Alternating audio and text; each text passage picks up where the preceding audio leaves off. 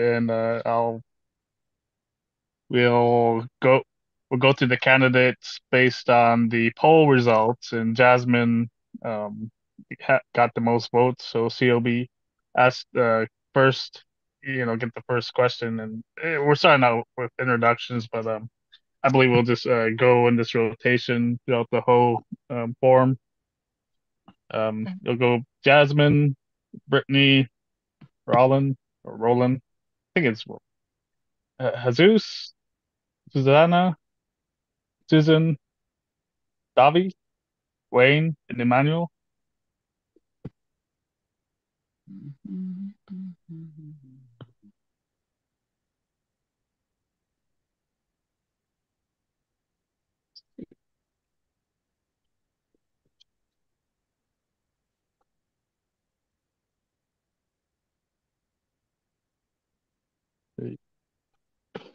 So, Robert, is the stream working?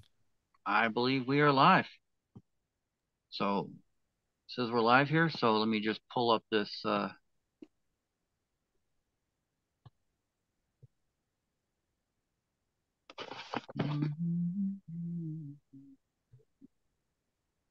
and just to let everyone know, if I'm looking up, I'm not rolling my eyes. Unfortunately, I got my clock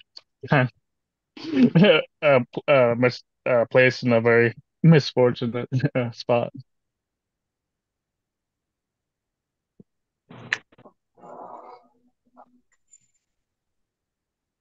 Coolest Gadget 6.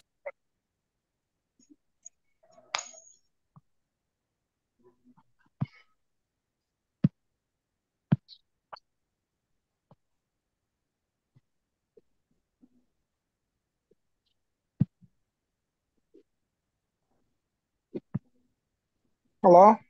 Can we? Testing one, two. Simag! Simgiget! All right. Sigaramana! This is the video we're going to be playing Haniwal for Dahugulgwa. Raven Speaker. My name is Raven Speaker. I am an Alaskan Tsimshian storyteller. I would like to welcome you tonight to this very special open forum for the presidency of the United States of America. You will have an opportunity to participate in a poll after this event. There will be more details on that to follow. But first, I would like to tell you a little something about this magical place called Alaska. As many of you know, Alaska became a state in 1959. However, to my people, the Alaskan Tsimshian people, and to tens of thousands of Alaskan natives living today, it is where our people have been since woolly mammoths and mastodons were marching through the area. It is a warm, magical place, at least to the spirit, maybe not so much to the body. If you have never been to Alaska, you should pack your bags immediately and take a trip. It is America and a completely different world at the exact same time. As I mentioned earlier, you will have an opportunity to participate in a poll when this event is finished. The link to the poll will remain open until Thursday at midnight, March 14th. The link will be open until then. The top 5 candidates will be invited to participate in the next poll, which takes place on March 20th. Hurry up and get to that poll as soon as this event is over. I would like to introduce our guest moderator today, Josh Hadley from Kotzebue, Alaska. Josh is the treasurer of the Green Party, a council member in the city, and the organizer of the community's local chess club. Josh, the floor is yours. Well, it's 4 o'clock. Is this? Are we starting? Yep, that was it. We're on. Well, gee, I'd like to thank Raven Speaker, Robert. let everyone know I got his book. It's available on Amazon.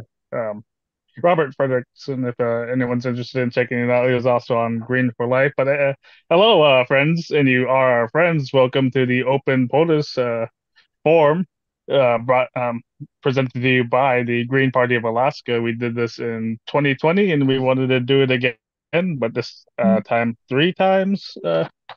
Going around in a Raven speaker, he stated that there's going to be a poll after the end of this event, and as he said, the top 5 candidates will go on to our next forum, and then it'll go down to 3. So be sure to check out our site. I'll have more information. Alaska-greens.org, and you can participate, and we'll have a link to the forum on there. So Is uh, running for office? so we're gonna be here for 2 hours today, 4 p.m. to 6 p.m. Alaska time. There are 9 rounds of questions, maybe more depending on timing. I'll call on each candidate round robin style, and we're gonna look for a 1 minute response. Um, I'll give you a cue for 30 seconds and 10 seconds to wrap it up. We don't want to cut anyone off, but please be respectful. We're trying to get it so that everyone has time. And hopefully, once we do future debates, we'll obviously everyone will get more time because there'll be less people. But there'll be a lightning round, as I said, at the end, depending on time, and we'll try to wrap up around 6. And Jasmine Sherman is she's our so we're going by in order depending on where people placed on the poll. Jasmine got the most votes. So Jasmine Sherman, would you like to introduce yourself to the audience? Good evening. My name is Jasmine Sherman, and I am currently seeking the nomination for the Alaska Green Party. My platform is very simple. It is to provide people with all of their basic needs: guaranteed housing, universal health care, free education, and universal basic income. One of the other important factors that my platform acknowledges is that America doesn't work for all Americans. Our country needs to be ADA compliant. This means our roads need to be heated and cooled. Our environment needs to be prioritized, and putting Americans back to work with money in their pockets needs to be our #1 goal. I'm hoping that I can introduce myself and my platform to all of you this evening, and I am going to try to keep it as concise as possible because we do have a lot of individuals.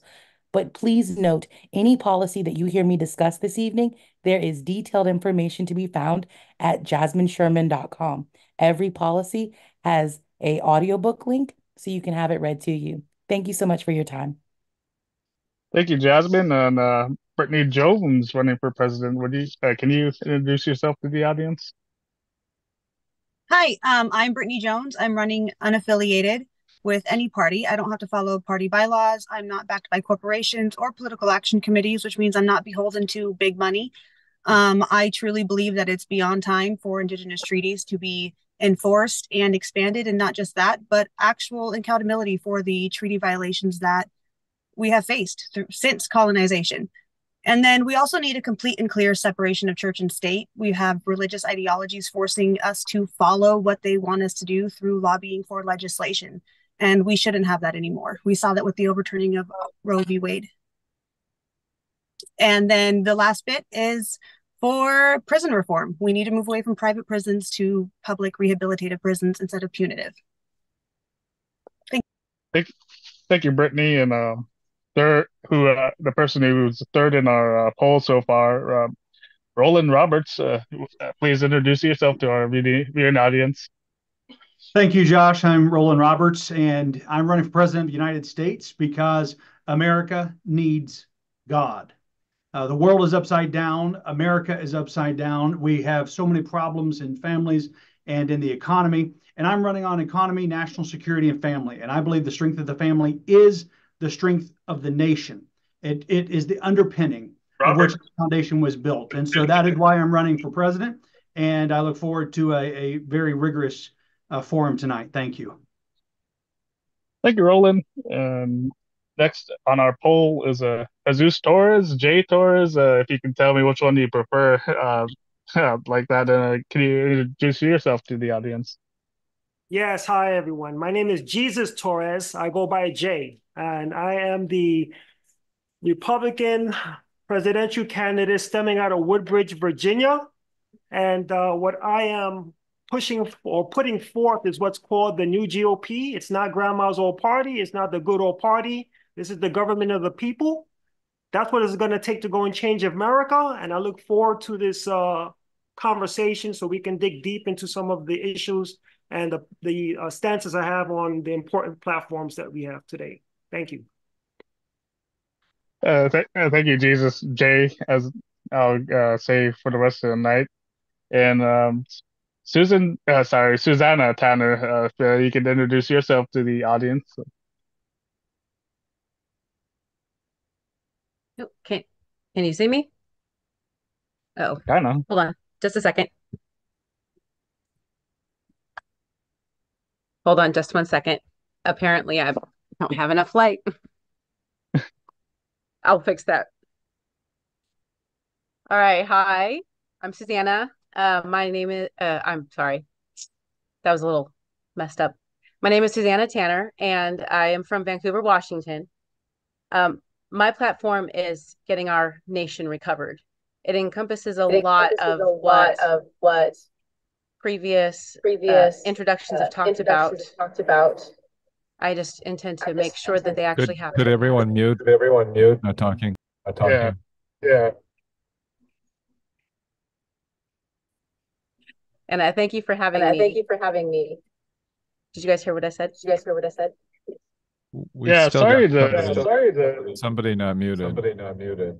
Yeah, sorry to cut you off, Susanna. Yeah, we'd like to give everyone a minute. So yeah, though. Sean Olson, you need to mute Wayne Pope. There's a whole bunch of people that are not muted. And could someone make me a co-host? I could help. I could be muting. Yeah, let's do that. Hey, Josh. Hey, John. From Green for Life.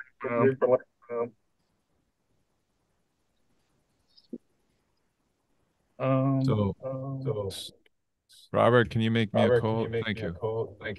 All right.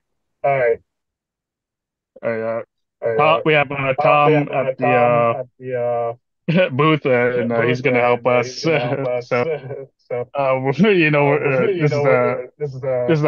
believe this is our second time, my first time doing this. So we'll take care of the feedback that you're hearing. Over will be muted. So, all right, it sounds like it's been fixed. This is much better. So, Suzanne, if you could introduce yourself to the audience.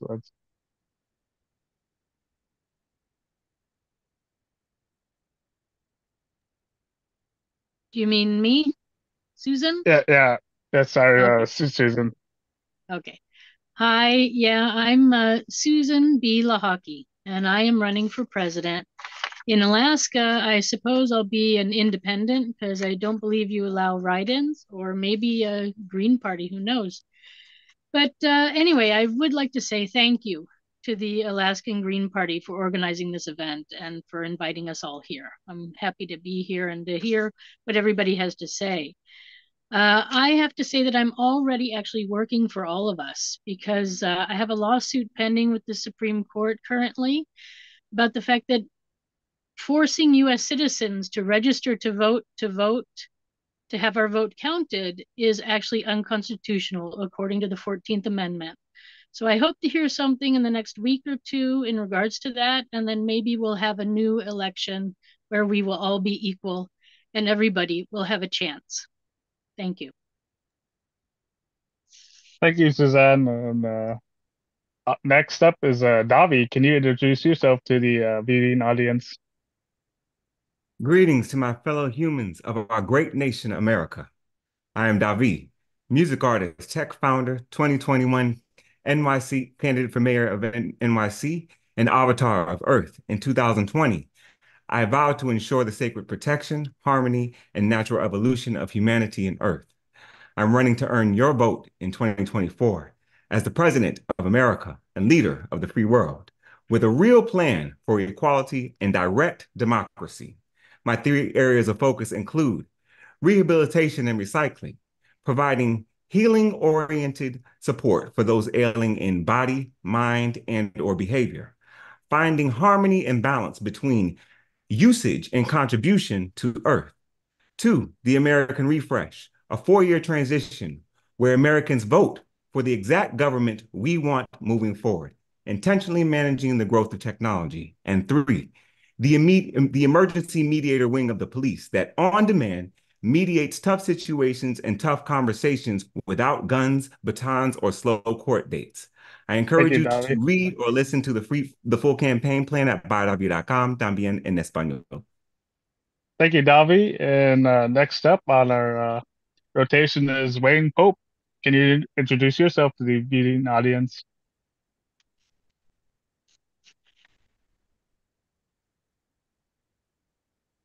Yes, hello. How you doing? My name is Good. my name is Wayne Anthony Pope. I'm running for president of the United States because I believe that this is the greatest country in the world. Everybody wants to be here, and America's great, but I want to improve it. I want to create generational wealth. I've been in the military for 24 years. I'm a highly decorated combat soldier by 2 U.S. American presidents. What I fail to see that's wrong with this country is first, the racism. We must end it. It must be equality for all. I want to create a program called Operation Jumpstart. It's designed to jumpstart your life. If we can send over $200 billion to foreign nations, we can take our taxes and help out Americans to build a strong foundation, create job opportunities. And my Operation Jumpstart program is designed to give $1 million to every taxpaying American. We have about 380 population here in this country. We got about a 60% population of under the age of 18. Another 20% population probably on disability.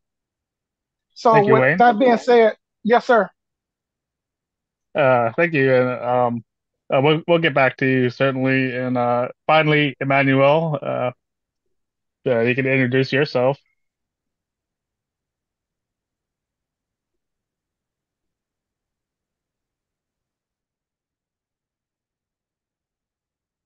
Gotta unmute. You're muted.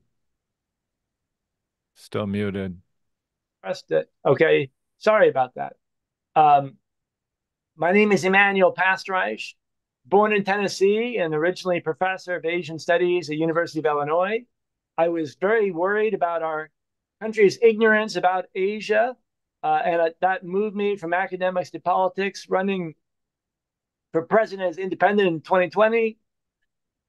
And then last year for 1 month as candidate in the Green Party for president. I've been very concerned with state crimes and how they impact the United States as a whole. And I feel that any campaign that does not demand an international investigation of the 9/11 incident, full compensation for all those injured in the COVID-19 regime of terror from the corporations who planned it, and the return of all the money given out to banks in quantitative easing, COVID bailout, some $40 trillion, is not a serious campaign. Thank you for having me today, and I look forward to our conversation. Oh, thank you, Emmanuel. Shoot, according to my script here and looking at the time, we're a little bit ahead. Some people were shortened sometime because of technical difficulties, but uh, I'm making sure not to cut. We're going. Some people go a little bit more than a minute, and I'm trying to be as respectful as I can. But you know, so anyway, this is round two, and let's go back to Jasmine as she's what. Sorry, I won't keep repeating this, but she was at the top of the poll, and that's the order we're gonna go up through throughout the night. So, Jasmine, you get the first question.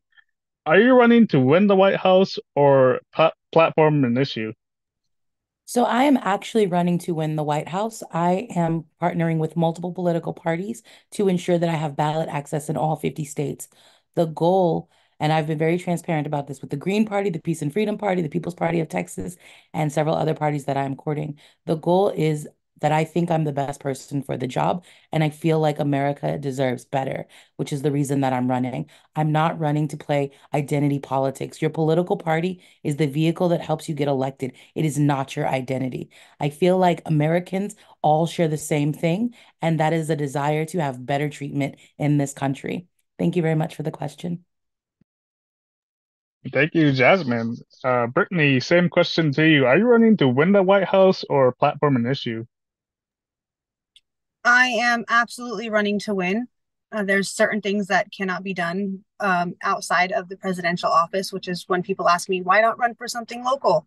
There are things that need to be done nationally, and no other candidate is talking about doing things the way I have spoken about doing things. It's all promises of things that the president actually doesn't have the power to do. And I intend to doing the job of the executive branch as president of the United States. Thank you, Brittany. And Roland, same question to you. Are you running to win the White House or are you platforming an issue? No, I'm running to win president of the United States. I mean, look, the next president must be an expert and proficient in cybersecurity, in artificial intelligence, in foreign relations and policy, and international diplomacy. We are in a shadow World War III right now. Lines are being redrawn every moment of every day.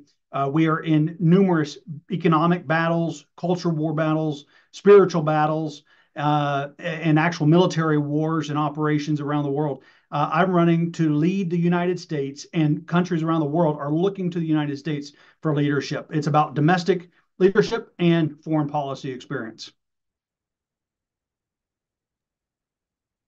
Thank you, Roland. And I'm gonna get right this time. Jay Torres. So same question to you. Are you running to win the White House or are you platforming an issue?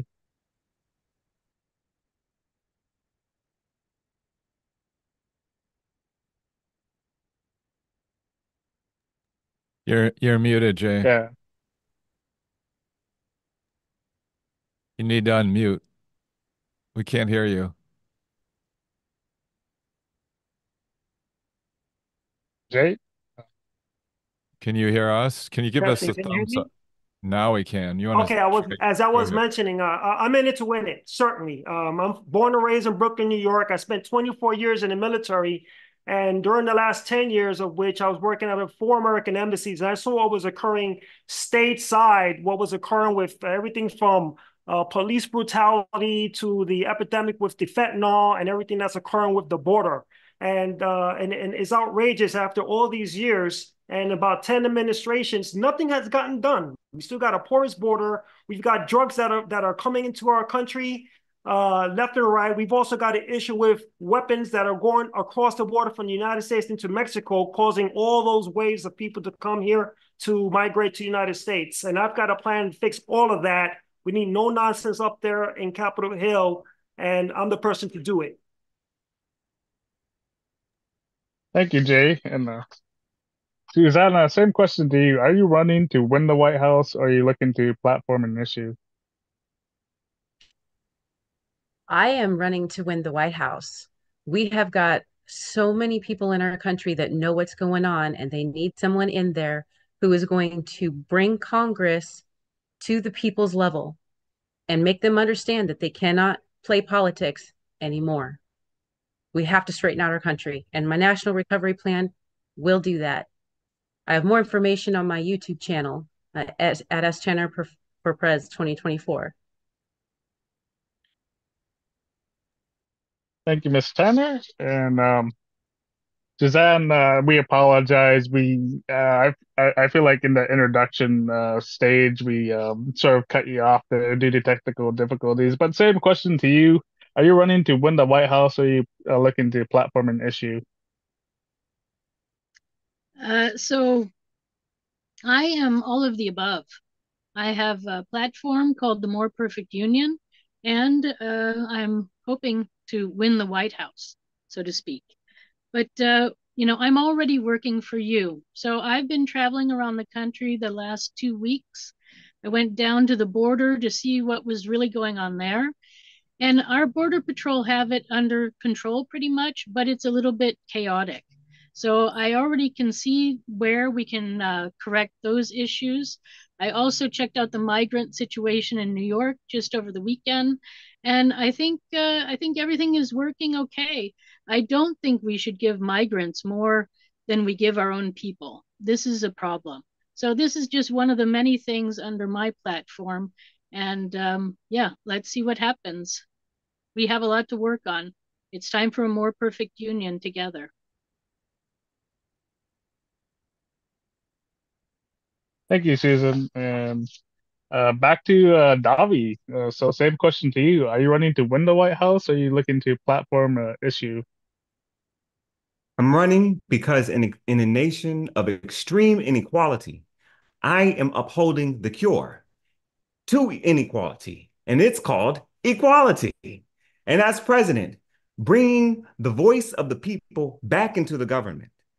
The Republicans and the Democrats are for-profit corporations that have election after election proven to the American voter their commitment to war and disaster and their lack of commitment to humanity and the preservation of Earth. But that's just a choice. I'm here to present another choice. The first system of equality and democracy presented by a presidential candidate in history, called Earth Order. I'm going to explain the core points, and if you believe this will be better for the humans of America, agree by saying indeed when I point to you. Don't worry, I can hear you.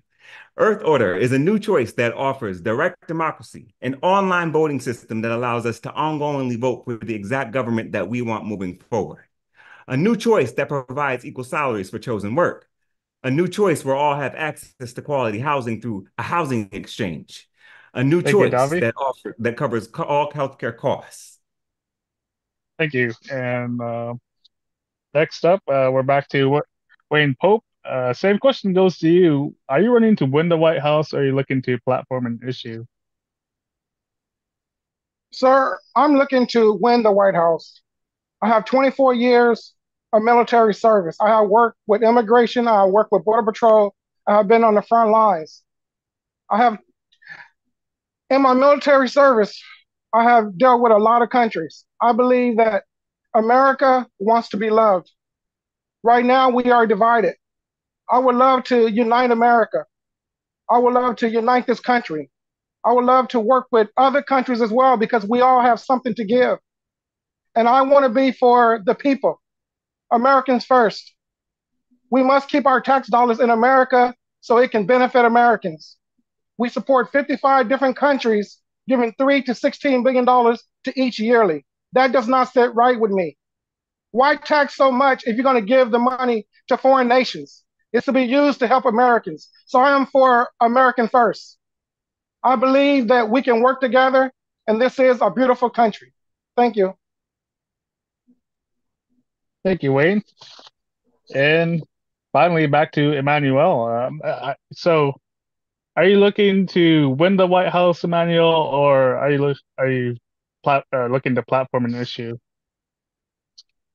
Well, winning the White House, of course, but our campaign is about creating a movement to organize our citizens and establish a constitutional republic in which the rule of law and civic duty support a healthy society. The White House is just a platform.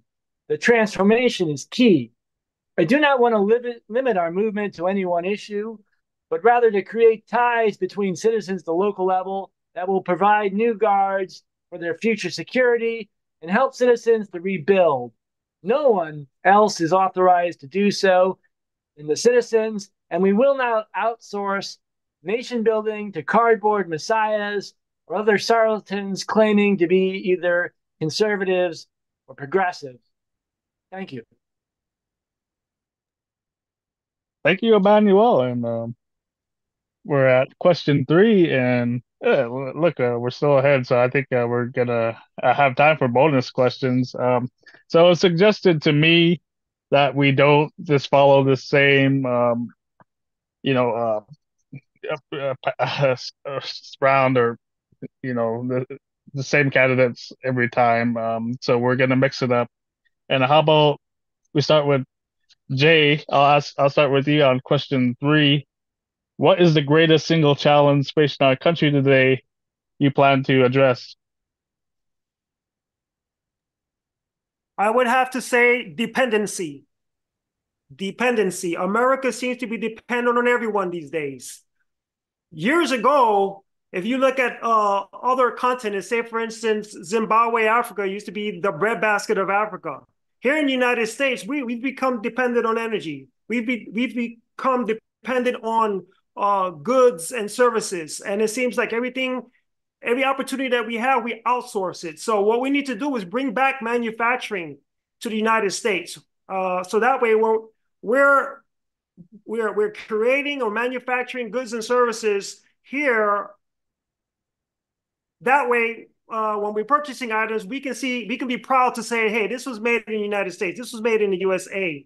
If not, we're going to continue to lag behind all the other countries insofar as being dependent on others. So we need to be self-sufficient and not depend on other countries and start manufacturing ourselves. Bring back manufacturing, that'll fix a lot of problems. Thank you, Jay. And next up, we'll go to Roland. How about you? You go next. So, what is the greatest single challenge facing our country today you plan to address? Well, I think the overarching thing, obviously, we have our platform of economy, national security, and family. But the overarching theme of everything is we must acknowledge God in America again. Proverbs 14:34 is clear: righteousness exalts a nation, and blessed is the nation whose God is the Lord. So I want to be a righteous leader. We need good leadership who will do right by every American, and then right by all the people and nations of the earth. If we just had a president that did right by people, it would absolutely transform people's families.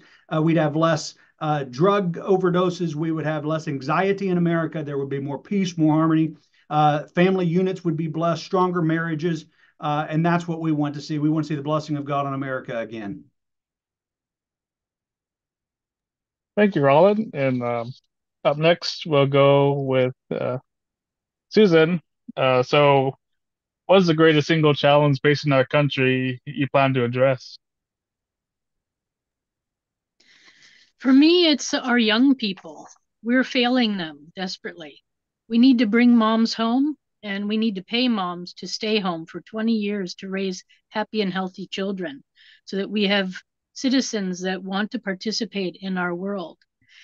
Then, to also help those same young people, we need to set up apprenticeships, starting with 14 and 15-year-olds. They need to, 14 and 15-year-olds can be useful, and they need to be useful. And I've seen apprenticeships work in Europe, and it's great. The kids are responsible, they respect adults, and they contribute to society in a good way. So that also brings us to family units. We have to bring the family unit back together. And I would like to see and give a dad's a day off so they can be a dad, because I find that we're working so much and they don't have time. So the children need parents. They need to be loved, and they need to be encouraged, and they need to be supported. So our young people. Thank you. Thank you, Susan. And let's go next to Brittany Jones. What's the greatest single challenge facing our country you plan to address?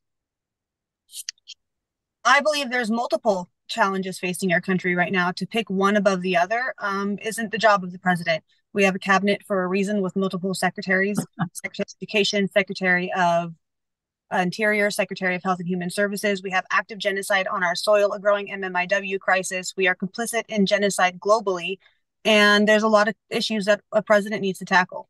And I plan on not just having a hyper focus on one, but actually doing the job for everyone. Thank you, Brittany. Let's go to Emmanuel next. What is the greatest single challenge facing our country you plan to address? Well, the combination of secret governance with massive disinformation campaigns promoted through the media, entertainment, and journalism is by far the greatest threat we face. As a result, our government, our nation is effectively governed by private equity, investment banks, and strategic teams who are billionaires who use private intelligence firms to bribe or intimidate anyone who might try and explain how they control our institutions and our minds. The first step will be take back the $40 trillion that they printed up, the Federal Reserve using illegal and unconstitutional authority in COVID-19 relief and quantitative easing and bogus Pentagon spending. That was counterfeiting, felony crime. And once we have those assets back, I think the rest of the work will be much easier because they won't be able to bribe people. Thank you. Thank you, Emmanuel. Jasmine, same question to you. What is the greatest single challenge facing our country you plan to address? The greatest single challenge facing our country is poverty. Poverty is felt through many veins in America. It's felt in our lack of housing, it's felt in our lack of healthcare, and it's felt in our lack of education. My platform addresses poverty through universal basic income, guaranteed housing, universal basic healthcare, and free education. We can make changes that address all of Americans' needs in a way that they most desperately desire. When you talk to Americans, they talk about how there's no money in their pocketbook. They don't very often talk about other things that are not linked to the problems we have from a lack of capital in a capitalist society. So the most important thing that I will be addressing is poverty. Thank you so much. Thank you, Jasmine. And Mr. Pope, same question goes to you. What is the greatest single challenge facing our country today you plan to address? I think the greatest problem in this country is wealth. I think people want to earn more money. They want to have bigger savings account. So when it's needed, it's there. I think we need to create Made in America. We outsource so much to foreign countries that it takes away from this country. We are making foreign countries billionaires, yet everyone in America tends to stay below the poverty level. I think that if you increase Made in America, you increase the wealth.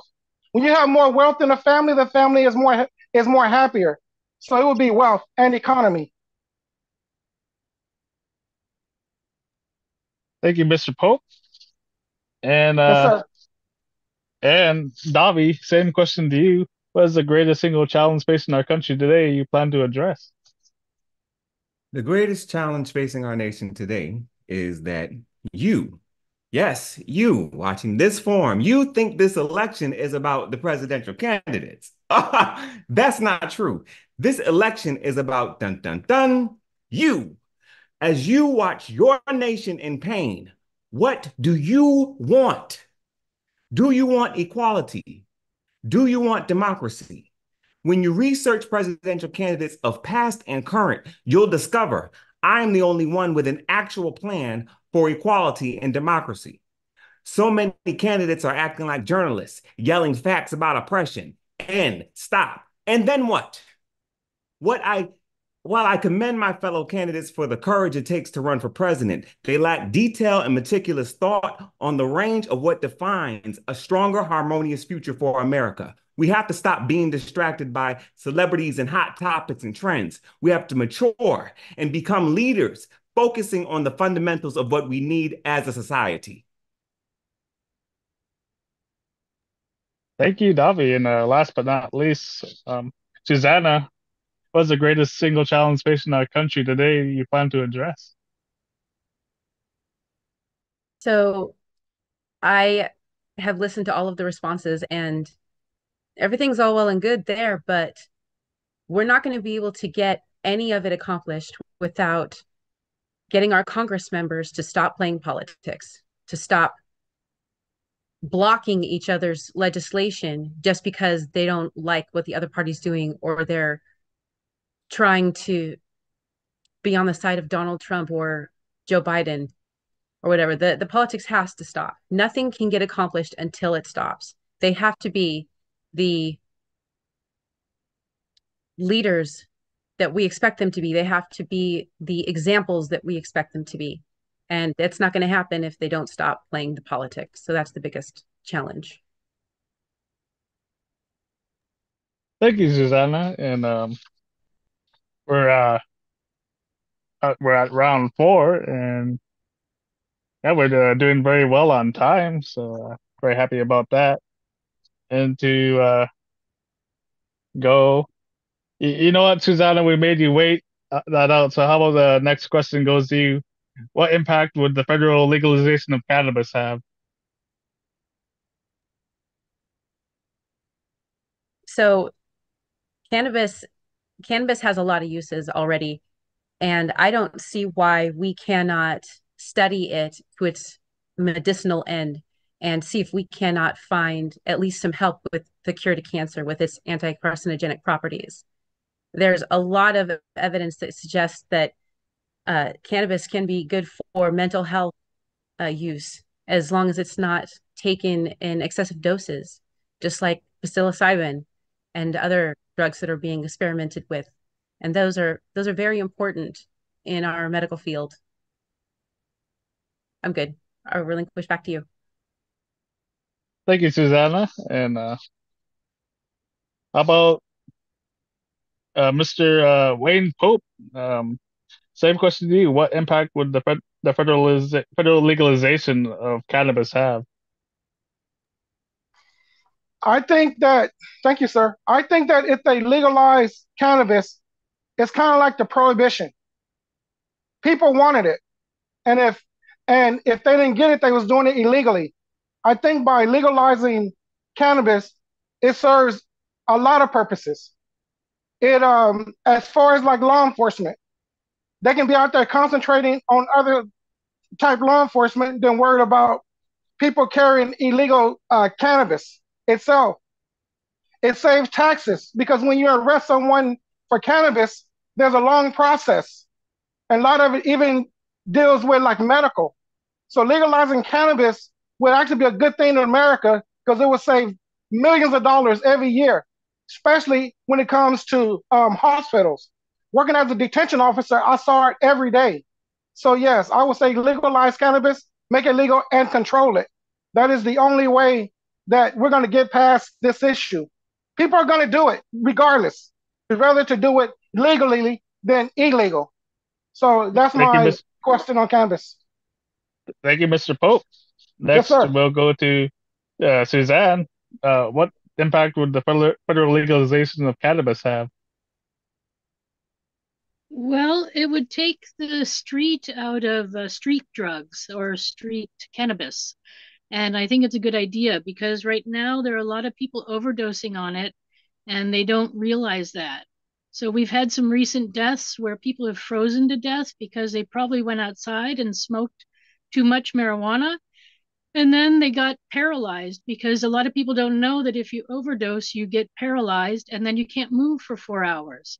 And then you freeze to death if you're outside in a frozen area. So it's a good idea. It will save a lot of lives. It will get a lot of people out of prison. It will pull the rug out from under the drug dealers. So let's do it. Let's set up places where they can go. People can go and have a good time and use any drug under the protection of a doctor and a nurse to be around to make sure that there are no more overdoses. But we're all adults. Let's enjoy our lives, right? Why not? Thank you, Susan. And how about we'll shoot this question to Davi. What impact would the federal legalization of cannabis have? Right now, the only way we prevent crime is based on criminal consequences after crime occurs. That hasn't been working out so well, has it? In Earth Order, we present human spiritual code, 12 points we can agree to, so that when another human is walking down the street, you, our young ones, and our elderly have a common understanding of what is humane behavior. Inside human spiritual code is the agreement that all, quote, drugs are legal, including criminalized natural plants such as cannabis and mushrooms, so that our collective energies can be focused on rehabilitating Americans instead of imprisoning Americans. allowing those convicted with, quote, drug-related victimless crimes to receive rehabilitation and return to becoming productive members of society. With this, we live in a healthier, stronger society, a society where we can be kinder to each other because we know there is an empathetic foundation for how we deal with our mistakes. Thank you, Davi. Very well put. Next, Thank you. let's go to Brittany Jones. What impact would the federal legalization of cannabis have? Well, we've already seen over 24 other countries decriminalize drugs, and Oregon is one of the states that have cannabis legalized, and they've had billions of dollars towards education, healthcare, and other public services already from the tax revenue from cannabis. On a national scale, we could put that towards free healthcare, free college, and then beyond that, cannabis or the hemp products specifically from the plant can replace a lot of the lumber products that we have, reducing clear cutting and lumber products, the strain that it has on the environment. It also cleans the soil as it's growing. So we can have an environmental solution and a economical solution from the additional taxes that it could bring. Thank you, Brittany. And next, I'll ask the same question to Emmanuel. What impact would the federal legalization of cannabis have? Well, I think the other candidates have done a good job of spelling out all the positive aspects, and I particularly appreciated Brittany's statement just a moment ago in which she laid out very specific economic benefits thereof. I guess I would just want to stress the terrible immorality of locking up so many people for so many years on charges of possession of cannabis, which has generated enormous wealth for private prisons and has destroyed people's lives. So that would be the thing I'd like to stress, that would be the first step towards taking apart the prison industrial complex and ending slavery in the United States. And I guess I just stop with that to say that we want to end slavery. Thank you, Emmanuel. And next, we'll ask Roland Roberts the same question. What impact would the federal legalization of cannabis have? Well, first of all, it's already used medicinally throughout the United States with great success. I can tell you, obviously, we're asking the question recreationally. It poses a lot of interesting challenges. I would recommend that it follow the path of alcohol. The challenge is that, and the opponents of legalizing it says that it's because it's a gateway drug, and of course, I believe that alcohol is as much or more of a gateway drug than cannabis is. I do know the medicinal benefits that it has.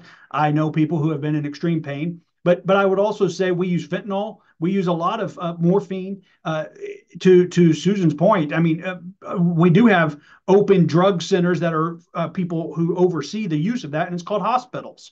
And so I believe that I don't want to put morphine out on the streets. I don't want fentanyl out on the streets. It's one of the number one killers of people in America right now. So I do believe, though, that it needs to be managed the same way we manage alcohol, and that solves the commerce laws, interstate laws, and so forth.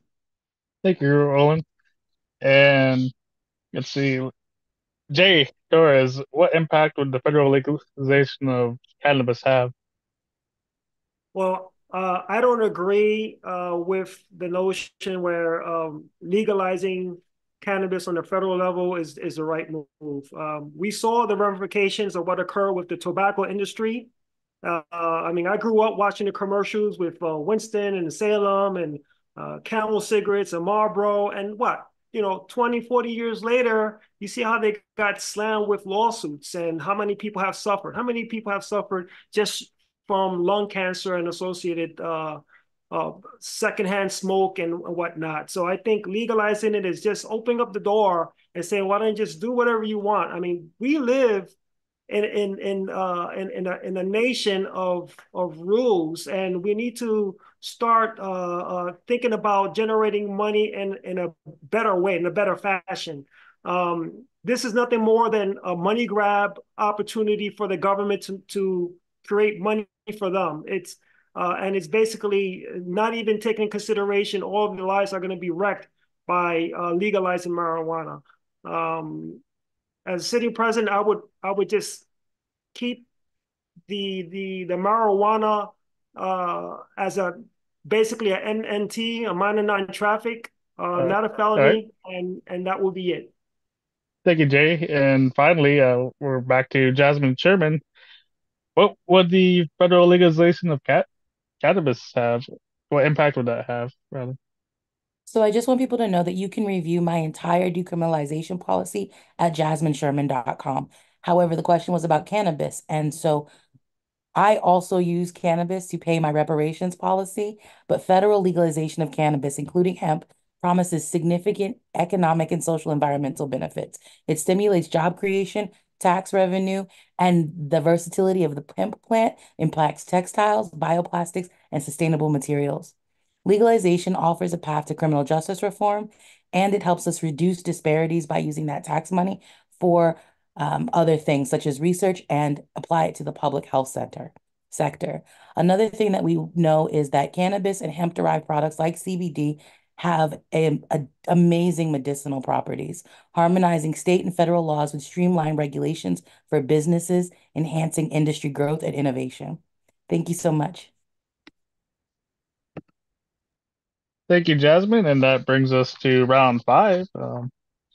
So I'm just gonna do this in reverse order from the first round. I'm just making sure that I'm trying to figure out a good way to mix it up. So, Emmanuel, you get the first question of this round. What is your primary investment priority for the United States government if you're elected? Well, I don't like the word investment, and obviously I want global finance out of the picture. But really, the restructuring of banks so that they handle money in an accountable manner are focused on supplying money tied to real value to individuals and to families so that communities can rebuild factories, agriculture from the ground up and be completely independent from big business. That really is our big investment. Money belongs to the people. Credit should be accessible to citizens from cooperative banks. Young people should not have to look for jobs at corporations because they will be able to start their own businesses because money will be owned by the people. And that banks shall not use the insidious debt system to enslave the people, not use it as a weapon to oppress us. Thank you. Thank you, Emmanuel. And so, same question to you, Wayne Pope. What is your primary investment? What is your primary investment priority? My primary investment would be in humanity. It would be in Americans. It would be creating generational wealth in this country. Because when you have generational wealth, the opportunity is sky's the limits. So I would like to create a program called Operation Jumpstart that I would like to give every taxpaying American $1 million tax free to jumpstart their life so they can create a form of generational wealth, something that has been kept to only a certain society in this country. And I believe that by doing that, that will open up doors for so many people. Why send billions of dollars overseas of tax dollars when you can keep it right here in America and benefit Americans? I think that's the president we need. That's the president I want to be. It's not about world political power. I could care nothing about that. It's about helping people, helping humanity to better this country. They say make America great again. America is great. I want to make America better. Thank you, Mr. Pope. And that brings us to Davi. What is your primary investment priority? My primary investment priority is the American human. Whether we like it or not, we live in a globalized society via technology and trade. So to fully address the problems with who we are, we must revert to the root of who we are on a global scale. We are human. We are in Earth. This moment is really about whether we will allow ourselves, to see our own wants and needs, to accept who you are and be empathetic with any other human just doing what they think is their best from their perspective, to be ready to do what it takes to move forward. Once we are calm and feeling at peace with each other on the human level, because we have recentered ourselves within the order of Earth order, we are then able to see who we are as a nation, as citizens from a bird's eye view. From that higher perspective, we are then able to construct an internal identity and external relationships with other nations that we can be proud of. Thank you, Davi. And Susan, same question to you. What is your primary investment priority?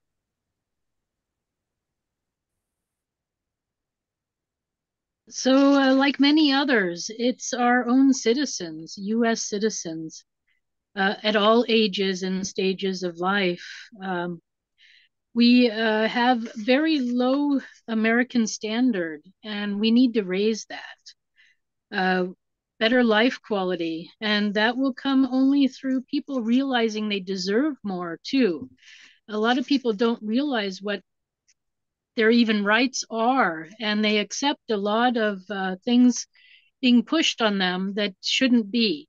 So it starts with getting rid of corruption, starting with a new government system where the actual citizen gets to have their voice heard. I would like to send 3 times a year votes directly to the citizens of our country, where they can actually vote on issues and be a part of the government. Because from what I've heard, you're not being represented. And this is part of quality of life. Thank you. Thank you, Susan. So same question to you, Jay Torres. What is your primary investment priority? Well, I know for certain that the priority has to be in our children, right? Because the children are our futures. And we can come out with great solutions, but we need to go and help mold those solutions and hand them over to the next generation of leaders. Right now, we're not doing a good job protecting our children. Human trafficking is outlandish. It's one of the higher, probably the largest industry, overtaking even drugs. And so we need to do a better job at protecting our children. Hundreds of thousands of children are stolen off the streets each year. And we need to start thinking about educating our children and protecting our children, not only their minds, but their bodies as well. Thank you, Jay. Roland, same question to you. What is your primary investment priority? Sure. Yeah, I'm hearing a lot of initiatives. I'm not hearing a lot of investing. I can tell you my background's in business. I was CEO of several companies, small and large, tech companies, and manufacturing companies, and even consumer products like the hoverboard company. But I can tell you that when you come to investing, especially as president of the United States, it's for me, it's an energy and an education. Energy, though, I want to promote nuclear energy, hydrogen, oil shale, methane hydrates, clean coal. I can tell you we have 9,000 years of methane hydrates in the ground right now. At today's current consumption rates, it can actually sustain 10 times the current world population. So when everyone's crying for depopulation and things like that, we have the energy sources right here in America. It would drive gasoline down to $1 a gallon. It would drive oil to between $20 and $25 a barrel. And what that would do for people, for all Americans, is phenomenal. We might even be able to not only just sell to others, which helps pay down our national debt. So by far, in a way, I would first invest in our energy sector. Thank you, Mr. Roberts. So same question to Brittany Jones. What is your primary investment priority? We need to start by removing the approvals for the pipelines, highways, and refineries that violate indigenous treaties. And we need to consolidate our military. We spent over $55 billion on overseas bases in 2023. And by doing that, we can focus on housing, healthcare, and education within this nation, and veteran support services, because taking care of the people is exactly what our government is supposed to do. And it's what it's not doing. They're catering to corporations, and that needs to stop. And you can find plans for this on my website. Thank you, Brittany. And last but not least, Jasmine Sherman. What is your primary investment priority? My primary investment priority is to provide Americans with housing. I have been running on the platform of guaranteed housing, universal healthcare, free education, and universal basic income since I've started running this. I'm so committed to my housing plan that is available for review at jasminesherman.com. Americans want housing. Americans need housing. It is the number one issue in terms of our senior population being at risk for houselessness. Americans want that, and I want to give them what they want. Thank you so much. We got plenty of time here, and I believe there is a question of me maybe skipping someone I may have. So, Susanna, I might have skipped you. What is your primary investment priority? The people are my primary investment priority because we cannot assist our allies or do anything else until our people are invested in.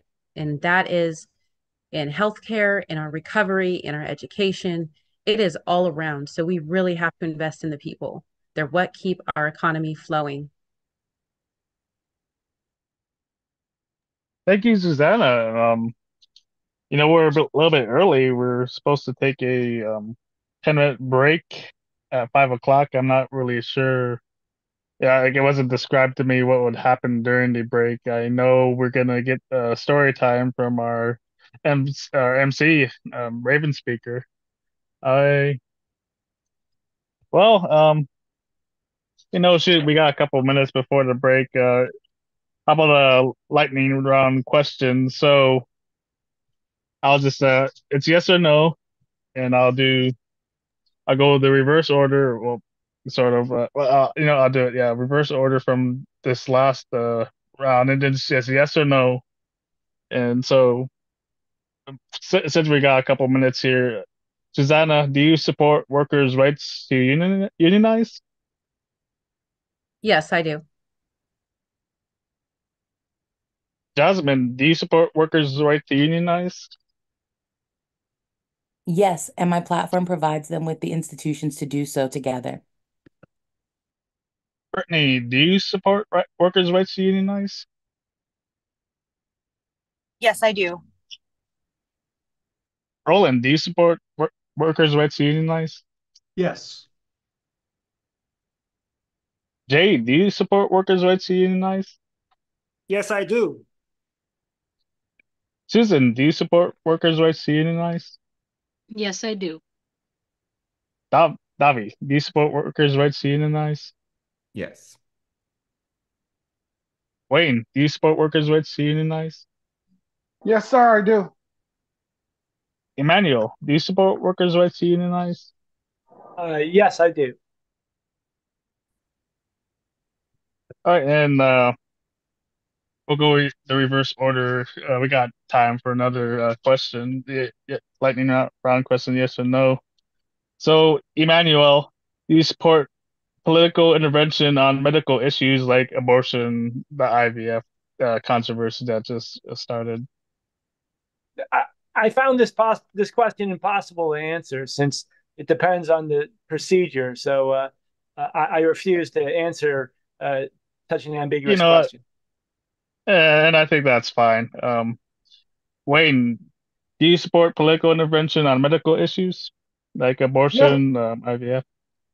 yes, sir, I do.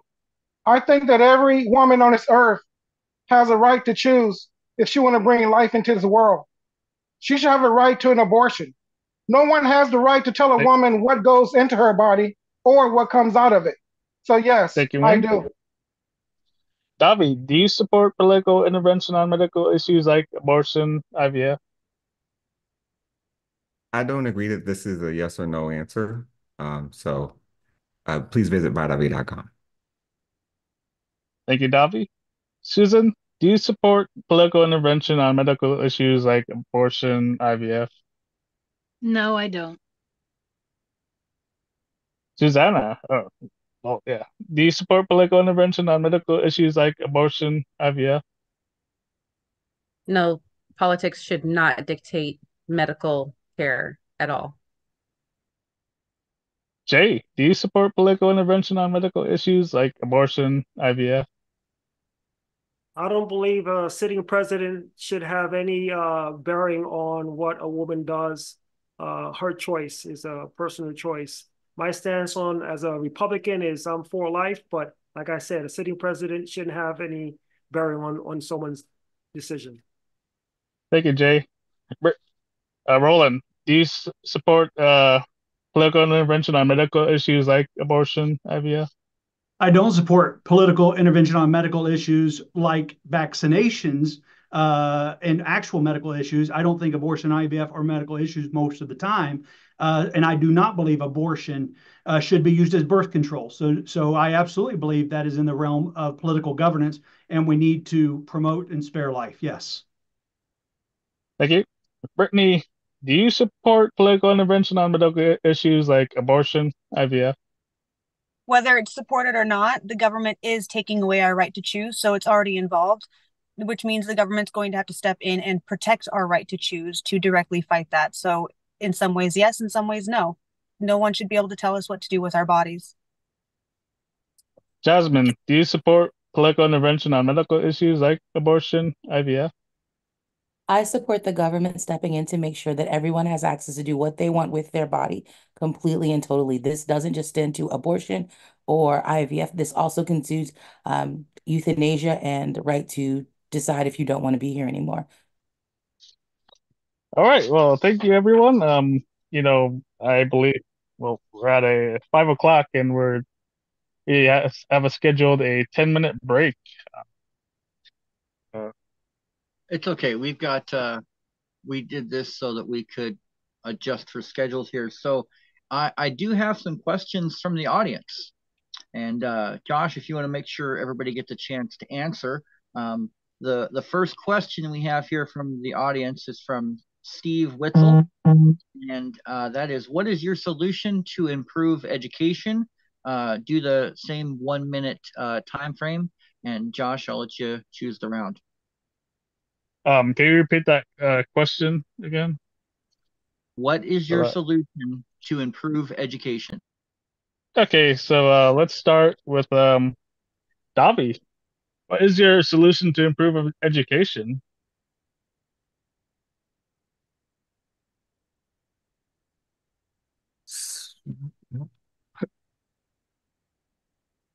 So in my platform, I present what's called Life City. It's a pre-university education system focused on making sure that our children have education not only based on the Industrial Revolution, but based on what it means to be human.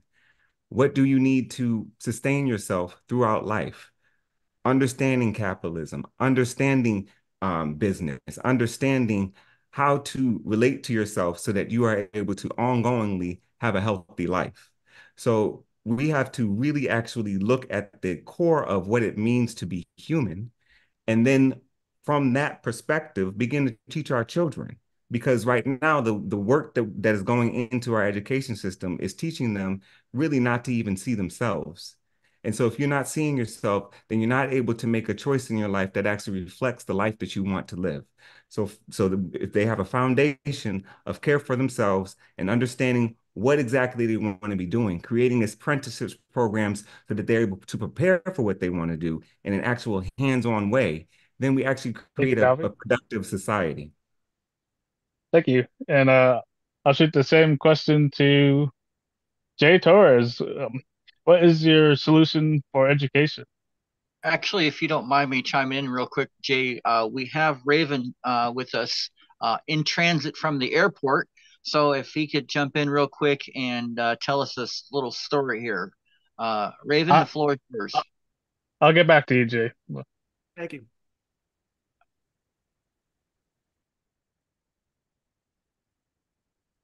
Raven, can you hear us? There you go. How's that? All right. Thank you for your time, sir. Thank you. And I want to thank all of the candidates and the participants. I'm in a little bit of a rush. I introduced, I'll give an outro, and I have a little bit of a presentation here in the middle. I just wanted to talk a little bit about storytelling and culture. And in this time that we live in, where we don't really think beyond, in fact, we don't even really think. I had a professor back in college, and I was only partly paying attention because even then I wasn't thinking.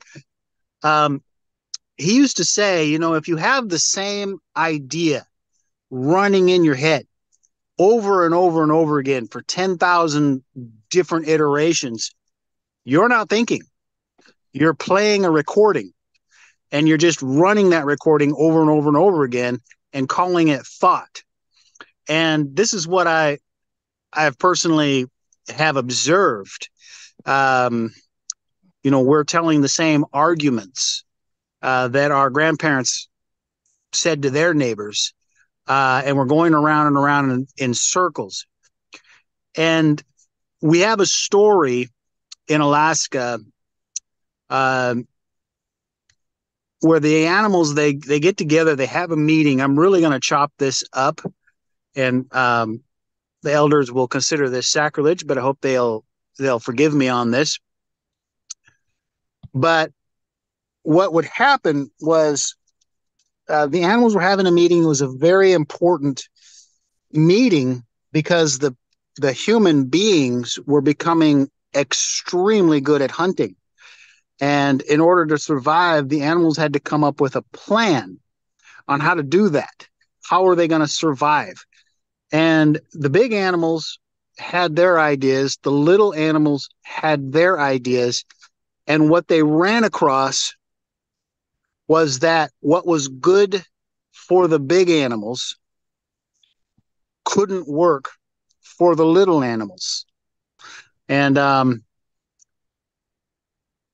like I said, I'm really going to chop this story up. But the bottom line was that they couldn't see,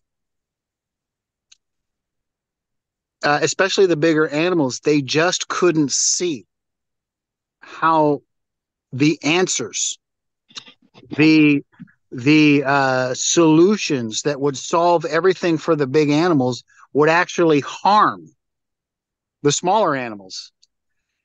And finally, what it finally took was our hero, the porcupine.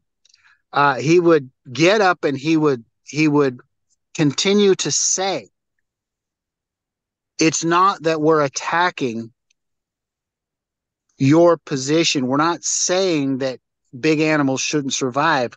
We're saying that you need to hear us, because we won't survive with the solutions that you're coming up with.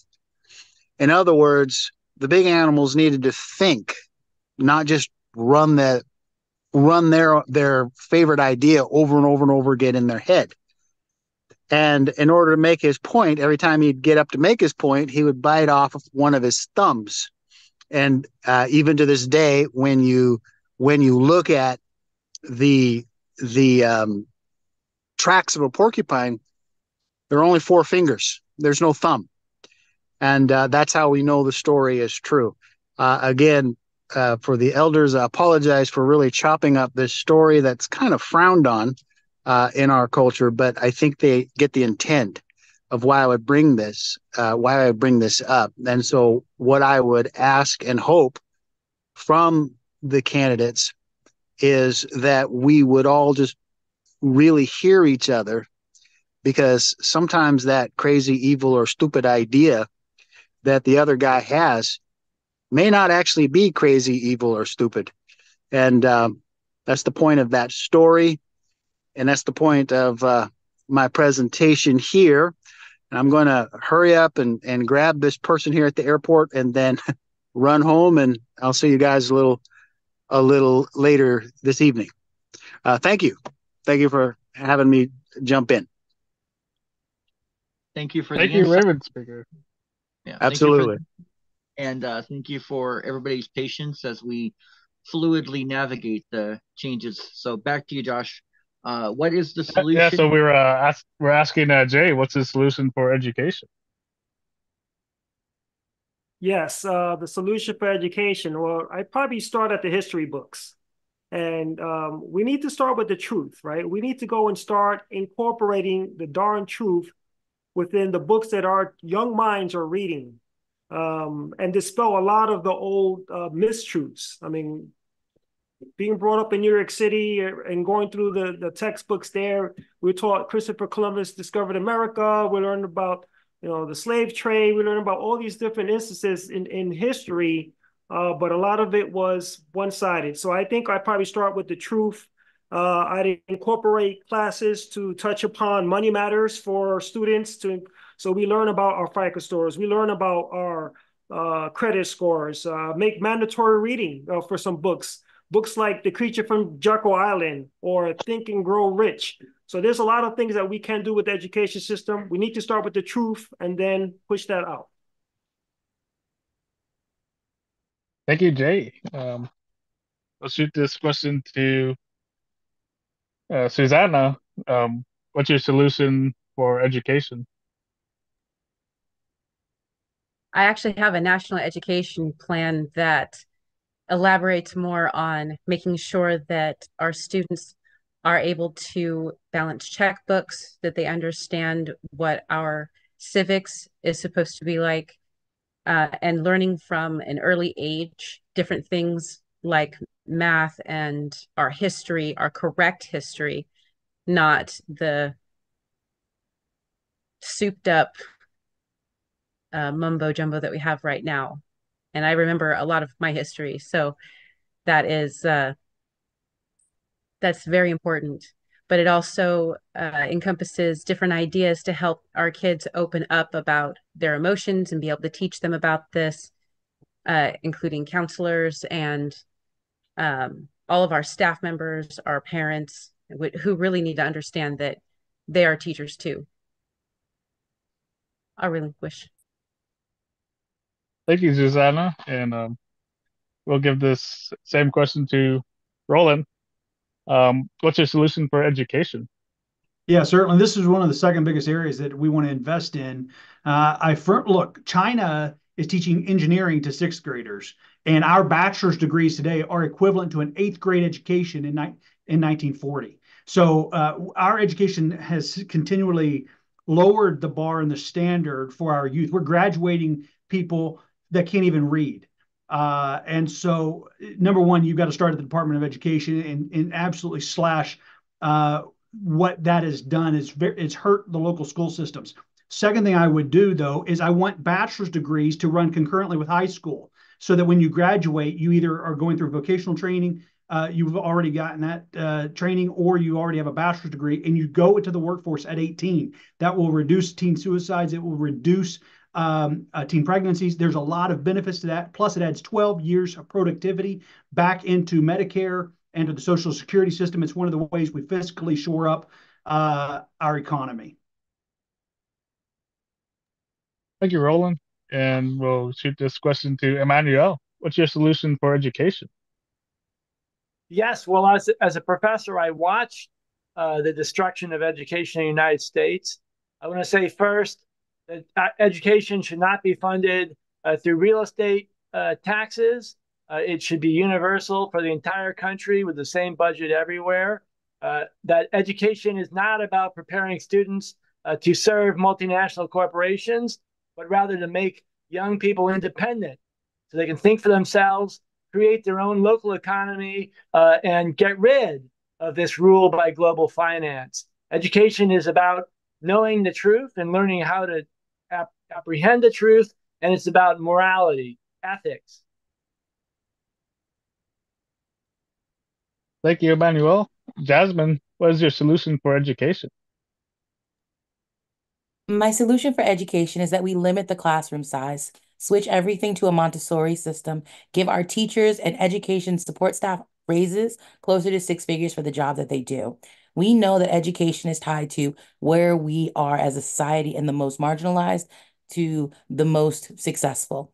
I think that it's time that we stop separating our students between disabilities, trade school students, white collar projected students, and put all of our students in a classroom where they can work together and learn together. It will create a more cohesive environment. But we also need to put mental health treatment right into our education plan. And luckily, my universal health care does account for this. But education in America has to be focused on no longer teaching to test and teaching real life skills plus critical thinking and comprehensive courses. Thank you. Thank you, Jasmine. And Brittany Jones, what's your solution for education? Educating our youth especially is not going to create more drones for the workforce. It's going to create independent critical thinkers, which is what we need. And having mental health specialists in every single school, I've seen drastic improvements in my own son when he had access to a counselor rather than a principal with his disabilities. And I think mental health is extremely important in our schools, as well as better staff to student ratios. And the schools in more affluent neighborhoods should not be getting more funding than schools in socioeconomical challenged areas. That makes the unfair disadvantage for students who did not control where they were born into. And we need to have equal funding for the schools to give every student a chance at a good education. Thank you, Brittany. Oh, Susan, what is your solution for education? Well, first we need to abolish high school as we know it, because that's where all the damage is really created. And even in junior high, that needs to change quite a bit. So we need to also move to smaller classrooms. But my solution for high school and junior high is to, in junior high, start training kids to how to write a resume, how to decide what lifestyle and what job career they're looking for, and get them started, because it creates responsibility. They learn how to manage money when they're in an apprenticeship. And yeah, they go on a job interview, they get a job, they work for 3 years. They usually work 3 to 4 days a week, and then they go 1 to 2 days a week for school to learn that job, like the math or the language that's needed. So you could become a nurse in a very quick time, not a high level nurse, but a beginner nurse, and get your foot in the door of a hospital and see if that's what you want to do, or if you want to be a mechanic, or if you want to be a librarian, or if you want to work at the university and become a professor. You can test it out first. And this would save a lot of kids from going bankrupt or into bankruptcy from student loan debt too, eventually. So yeah, abolish high Thank you, school, Susan. apprenticeships for all. Thank you. And finally, on our question from the audience, Wayne Pope, what's your solution for education? Thank you for the question. The American education system has been nothing more than a joke. It's been based off of racism in this country. We need to reteach our kids. We need to tell them the truth. We need to teach our kids about adult life. We need to start teaching our kids about responsibility, economical, having sex at a young age without marriage. More likely, you're going to wind up paying child support. Child support is going to ruin you financially. It's going to it's going to stop you from getting certain jobs, because when you go through like interviews and you don't have the educational background, it's not good. We have to tell our kids the truth. We have to restructure our American system to where it benefits everyone and not just a certain nationality. Because every culture is important in this country.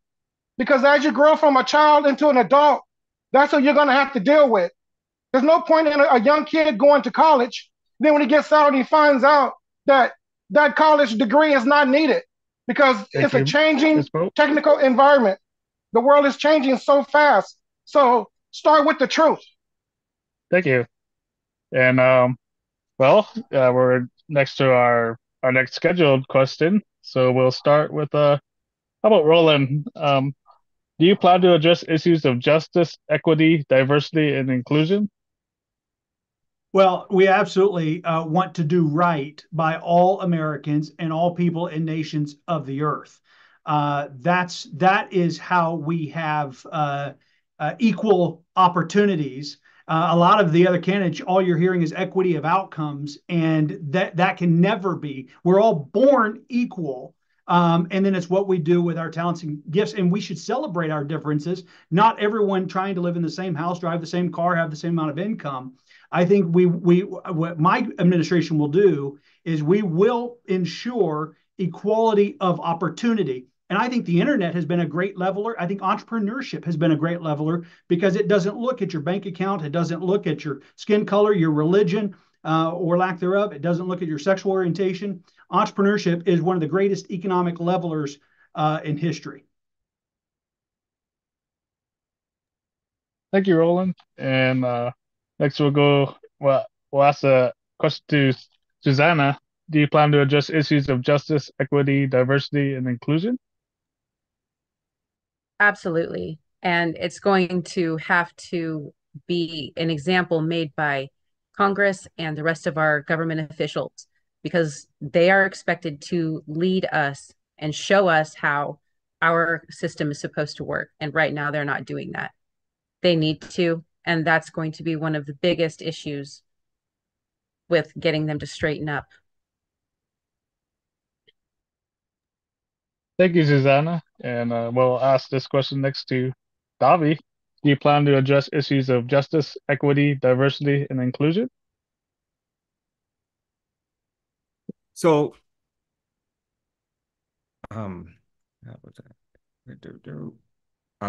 this campaign ensures you are able to address your own quality of living.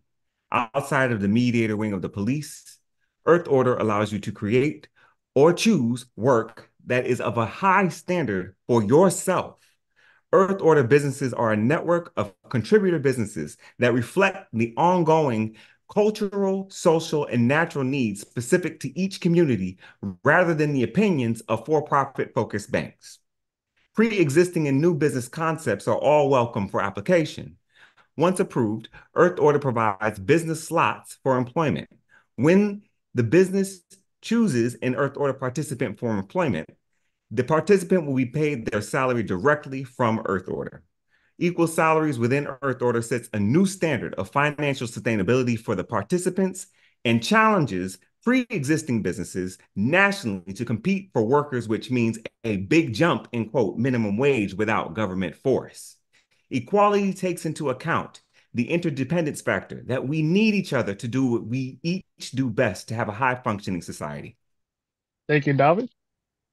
Emmanuel, same question to you. Do you plan to address issues of justice, equity, diversity, and inclusion?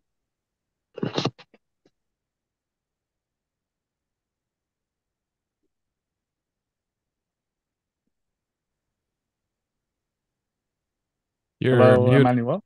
Yeah. You cannot hear me? We can hear you now. You can hear me now. I'm sorry. Okay.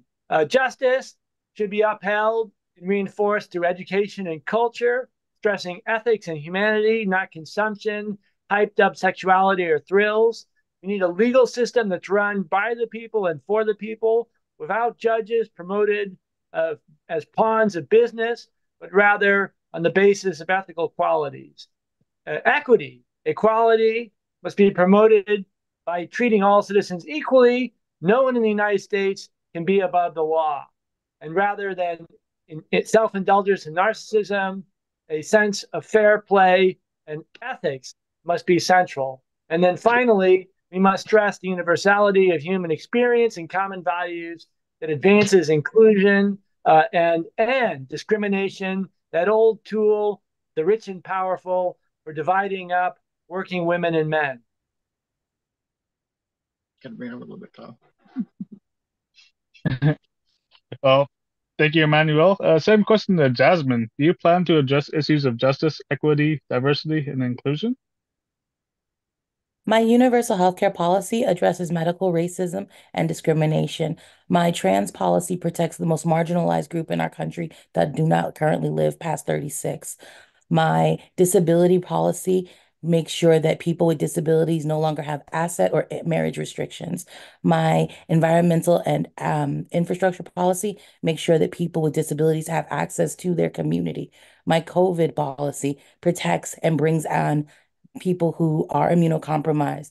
And lastly, my abolish police policy switches to a restorative justice and community task force policy. All of these address everything that that question is about. Thank you.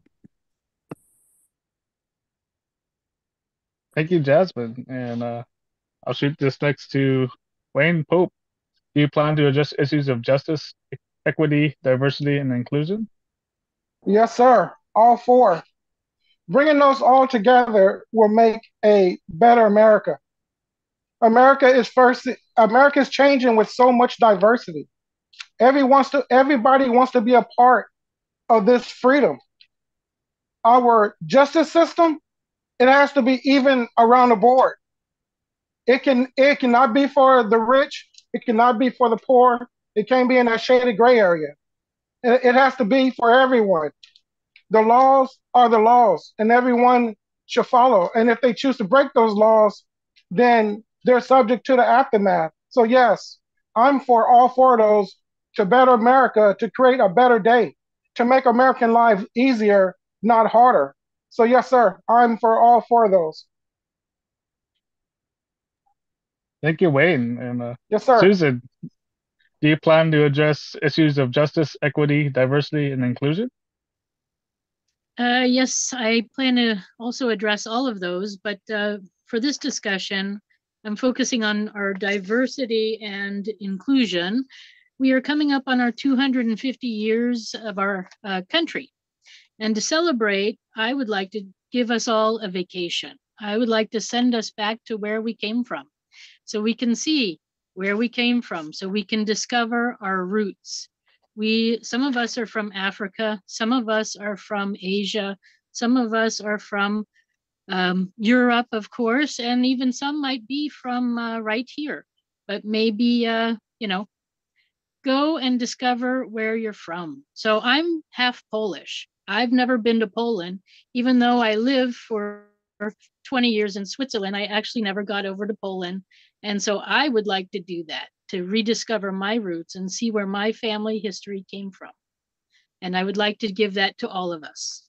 So diversity, but also inclusion. And happy birthday eventually to all of us, I hope. Thank you, Susan. Jay, do you plan to address issues of justice, equity, diversity, and inclusion? Absolutely. With the justice portion of it, obviously we've got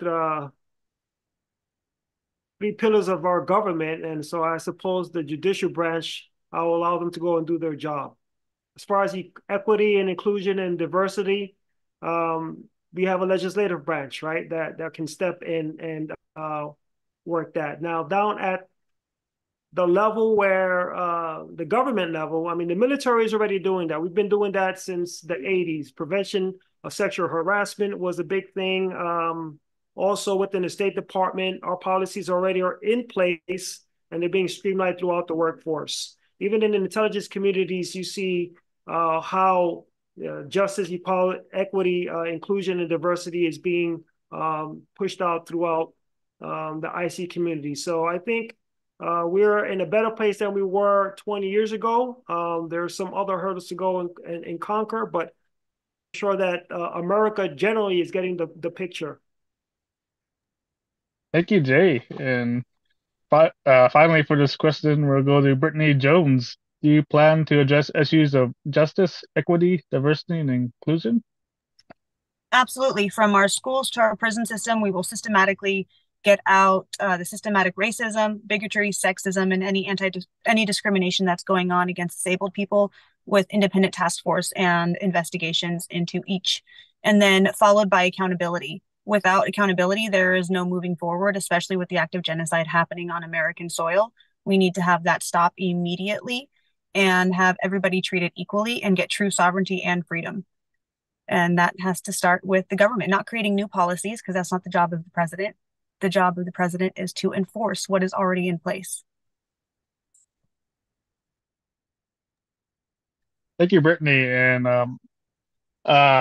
we got one more question that we scheduled for this event, and shoot, yeah, we're just on schedule. So we'll start Excellent. with Mr. Pope. We'll start with you. As as a president of the United States, how would you respond to the changes in the climate and their impact on America? Well, I think the climate is a natural thing. America, according to scientists, has been around for billions of years. But what we need to do is clean America. We need to have a better sanitational type system. We need to work with other countries because what affects one country affects another country because this is one Earth. We need to take care of Earth so she can take care of us. We need to work with each other. We need to work with our neighboring countries. Like here, we're neighbor to Mexico and Canada. We need to work with them to keep our oceans clean, to keep our environments clean, to protect the ozone, to protect Mother Nature itself. We want to keep this country around so our great grandchildren can enjoy it as much as we enjoy it. So, yes, we need to protect this country. Environment is the number one issue. So, I would love to work with other countries. I would love to work with other states to keep America clean and Thank you, along Mr. with Pope. our neighbors. Yes, sir. Thank you. Susan, as President of the United States, how would you respond to the changes in the climate and their impact on America? So first off, I miss snow. I would like to have some snow again. And we're not really getting a lot anymore. So I discovered back in 2020 when I was running for president that NASA had discovered that the hole in the ozone was getting smaller. And it was due to the rise in the heat levels on the Earth. So for a long time, I was thinking that the Earth warming up was actually helping to close the ozone. But I have to admit, last month I saw a new picture that doesn't confirm what they were saying. That in fact, the ozone hole is getting bigger or same size, and it is not getting smaller.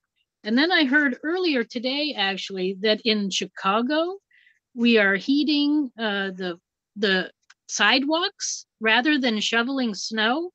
I mean, where is that heat going to? And if it's happening in Chicago, I heard actually that it was happening in Japan too. So heating sidewalks, I think, is a bad idea. There's nothing wrong with using a little elbow grease and shoveling the snow. What is going on with our country? Thank you, Susan. Thank you. And we'll ask the same question to Jay. As President of the United States, how would you respond to the changes in the climate and their impact on America?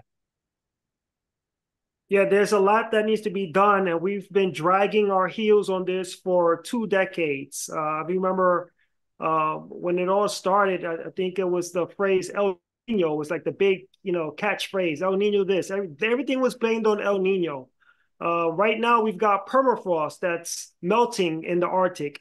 Our foods are now harmful to even consume because they're grown with pesticides, and now we're seeing more bioengineered foods on our food shelves.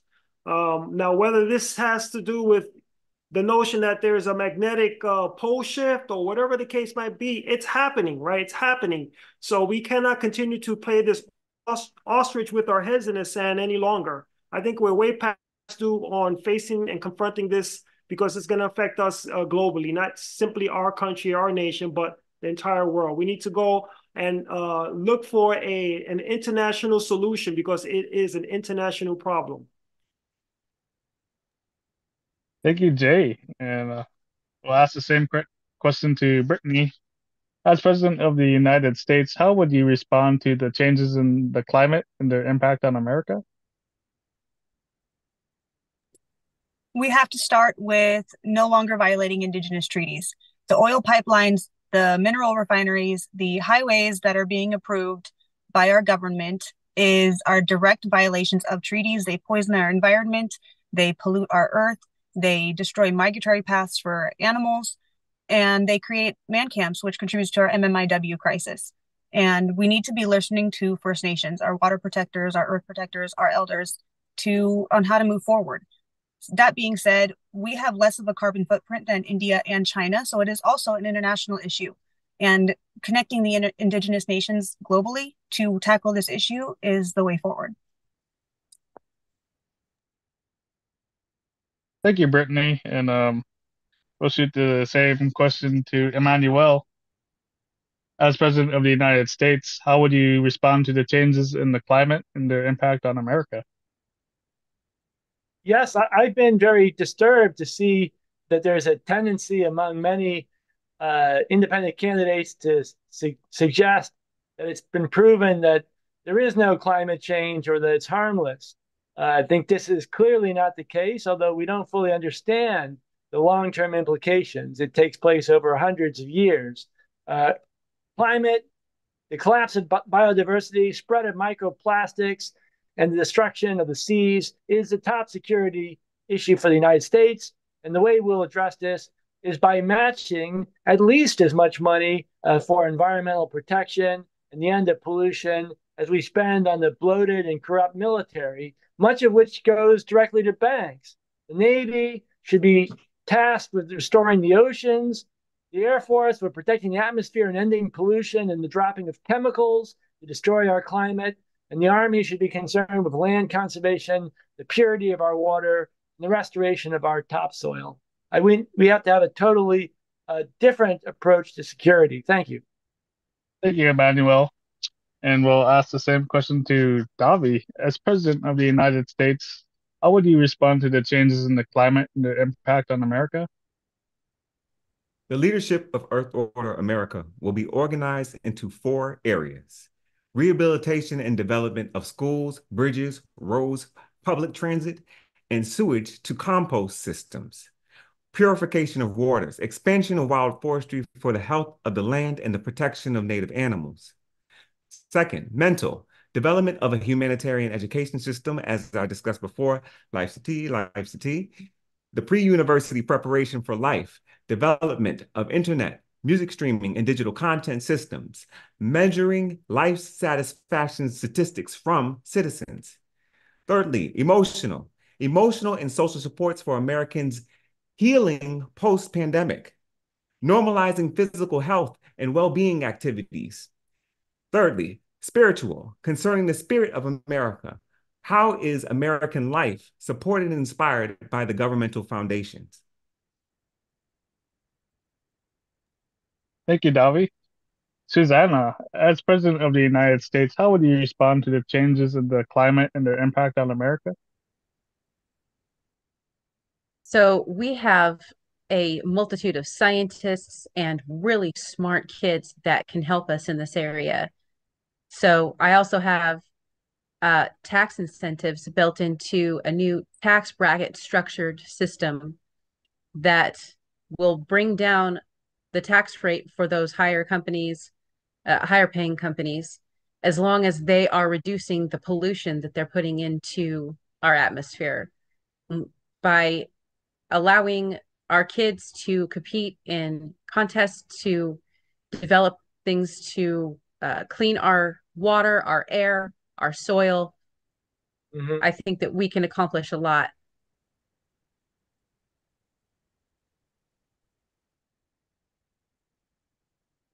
Thank you, Susanna, and I will shoot this question next to Roland. As President of the United States, how would you respond to changes in the climate and their impact on America? Well, first, I think the conversation should be around environment, not climate. I mean, climate changes regularly, frequently, and most of the time we only look at it in a limited snapshot of decades, and we should be and really it's constantly changing. We can't even predict it tomorrow. The other reason why you focus on environment is because a lot of our new weapons are able to create natural disasters. We're able to seed rain clouds to make it rain, for example. We're able to create with the direct energy lasers earthquakes and other natural phenomenon that everyone else would panic and say, oh, climate change. The answer is environment, clean water, clean air. Our water is some of the worst in the world in terms of our standards. The goal of the water in America is what is the minimum to keep people alive, not what is the best to keep them healthy. And so we want clean air. We've got to have good forestation. And so we have to get focused on tending the environment again. That is mankind's responsibility, is to tend the earth. and we've done a very poor job of it. We have focused on many other areas, but I think climate is a conversation that distracts us. But I think the issue is on environment. And last but not least, we have to ask the same question of Jasmine. As President of the United States, how would you respond to the changes in the climate and their impact on America? Yes, so I'm going to go ahead and declare a climate emergency, followed by making sure that we resume only using fossil fuel. I'm sorry. Ooh, we no longer I use agree. fossil fuels. No, definitely not. We're going to switch to renewable energy. The other thing that we do is make sure that we give the land back to the indigenous communities. I have agriculture policies that will be released, but my environmental and infrastructure policy is very long. It is very detailed. It does include things like switching from microplastics or plastics to glass and aluminum. It does make sure that we address the way our infrastructure is built, which does help us with our climate. There is a lot to read, so please go to jasminesherman.com and use the audiobook features, and they'll read all the policies to you. Thanks.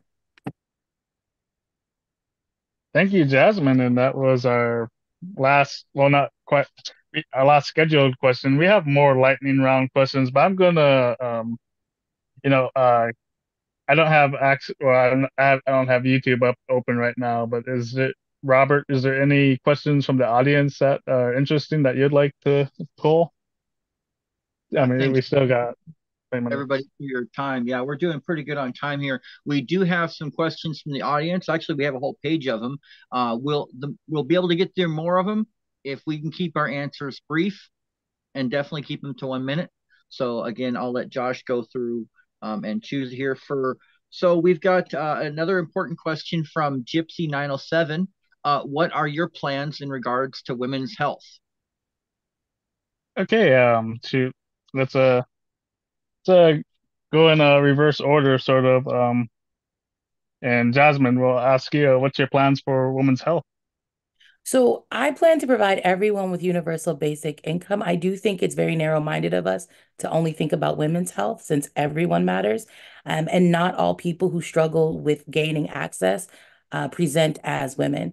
But yeah, I'm going to make sure people have access to abortions. I'm going to make sure people have access to medical facilities within their zip code and medical practitioners. We've got to be inclusive, y'all, but we can take care of everybody at the same time. Thank you. Thank you, Jasmine. And Roland, what's your plans for women's health? Well, first of all, I think one of the best things people can do to improve their health is having the right diet or good exercise, eating natural and organic as much as possible. Because of the pesticides, our soil quality is degraded significantly since even the 1960s. What was in a tomato then is just a fraction today. So I think the next thing that you have to do in terms of a good healthcare for all that's where we focus on the clean water. What you put in, we're mostly made up of water. And so as we improve our water quality, our health will improve. Children's attention spans will improve. What we diagnose as ADHD and many other things is because of the pesticides and because of the poor water quality and fluoride and other issues that we put in our bodies. So when we fix that, we're fixing health for everyone. That's not by color. That is not by gender. That is for everyone. Thank you, Roland. So, Susanna, what's your plans for women's health? So I do plan to have abortion enshrined in our Constitution, because if we don't, we're just asking for trouble on so many levels. There's a lot that goes with women's health, so it can't just be limited to that. It also has to be expanded, like Jasmine said, to include everyone's health, because men need health care too, especially reproductive health care. And that's part of our national healthcare plan. Thank you, Susanna. And next, Davi. So we must publicly support the mother, the bearer of all human life. The female or woman requires specific support and the great responsibility of being the bearer of life within the human species. The female body is a spiritual portal through which new humans may be born, a great task that requires monthly cycles of menstruation. Therefore, humanity collectively needs to support the maintenance of the female body's work. By executive order, all, quote, public female designated restrooms will offer free menstrual pads. These pads will be produced with organic, non-intrusive chemicals with brands and varieties voted on by women. Providing public maternity slash familial support starts with our society and our government valuing the natural work and needs of the female body. In addition, Earth Order allows you to choose exactly how you want to care for yourself rather than having insurance company ensure that you stay within the bounds of what they find healthy. Thank you, Davi. Emmanuel, same question to you. What's your plans for women's health? Well, there are very specific issues which are important for women and that should be guaranteed. But I would also, like many of the candidates here, say that we really have to address fundamentals in medicine. And I would certainly emphasize, as Roland did, the importance of food, nutrition, health, water, education about good health, and opportunities for a healthy environment and a environment where you work in which it improves your health. I'd also just add at the end that just giving more money for health care is not enough if you have a predatory and health care system and insurance system. Thank you. Thank you, Emmanuel. And next we'll go to Wayne. What's your plan for women's health? I would say first, it goes back to the educational system. We start with our kids and we teach them to eat better all the way through high school. We work on the environment, clean health, good food. You know, we work on how you say the biggest issue right now is a lot of people just can't afford health care. Why not create a federal system? If the government can send billions of dollars overseas, why can't they take that money and put it back into this country? Why can't you buy health care from the federal government? Because sometimes when you buy it from your own job, it eats away your paycheck. Why can't the federal government create a system like that? If we spend billions of dollars on prisons, we spend it on immigration, we waste all these millions of dollars. Why can't we use it for Americans? Why can't we put the money to where it counts? And healthcare would be a big system. And allow women to have abortions. Nobody can control what goes into a woman's body or what comes from it. It has to be her choice. Thank you, Thank sir. you, Mr. Pope. Yes, sir. Susan, what's your plan for women's health?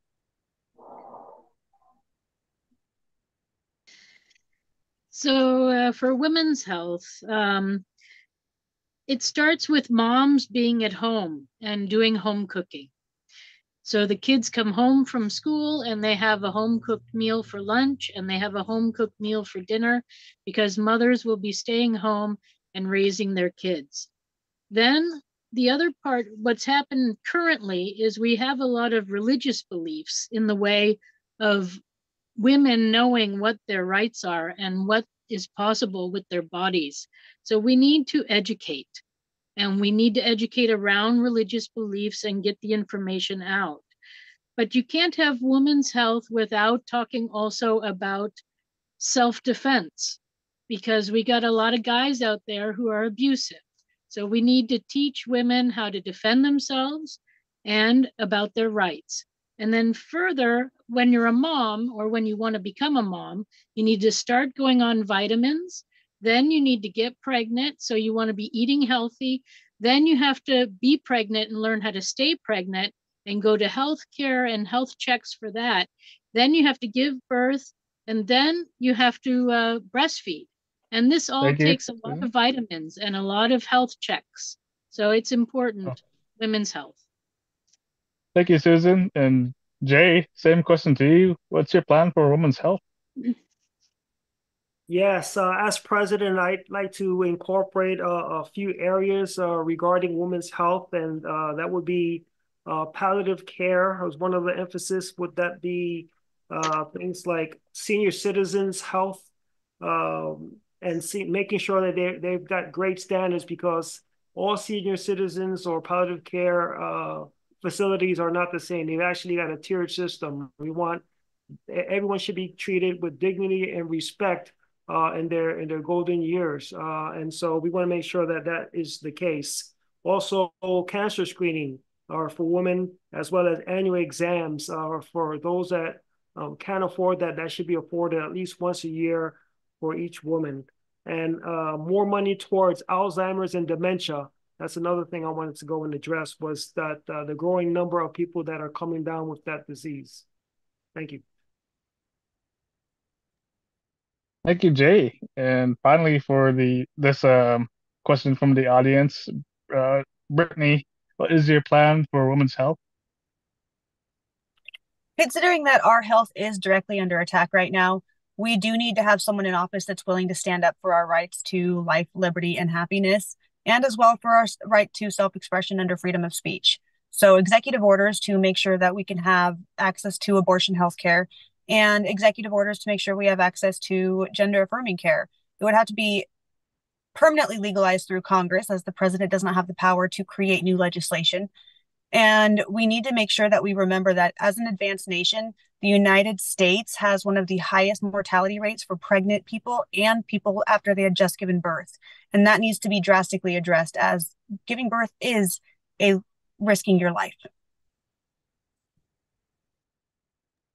Thank you, Brittany. I see we got 10 more minutes. Well, do we have a Raven speaker, or are we gonna do another question from the audience? I'm curious. I actually have a short answer question. I don't see another video from Raven, so but we're glad that he was able to give us what he is. So I want to ask a quick question. We do have just a few minutes left. So I want to be clear. This is probably going to be the most important question you answer of the night, and probably the one that determines whether or not you actually win as president or not. So tell me, who is your favorite Star Trek captain? All right, let's go down the list as the polling goes to make it easy for me. So, Jasmine, who's your favorite Star Trek captain? Picard. Brittany, who's your favorite Star Trek captain? I understand this is supposed to be a fun question, but I don't think politics are a game. Lives are being lost every day. So I'm going to refrain from answering this one. Thank you, Brittany. Understandable. And Roland, who's your favorite Star Trek captain? I've never watched a Star Trek movie. My favorite leader is George Washington. Jay, who's your favorite Star Trek captain? The one that yelled out, Khan! T. Kirk. Next question. Susanna, who's your favorite Star Trek captain? Jean-Luc Picard, because he had the best attitude towards any situation. Suzanne, who's your favorite Star Trek captain? I'm old school. It's Kirk, the original Star Trek. Wayne, who's your favorite Star Trek captain?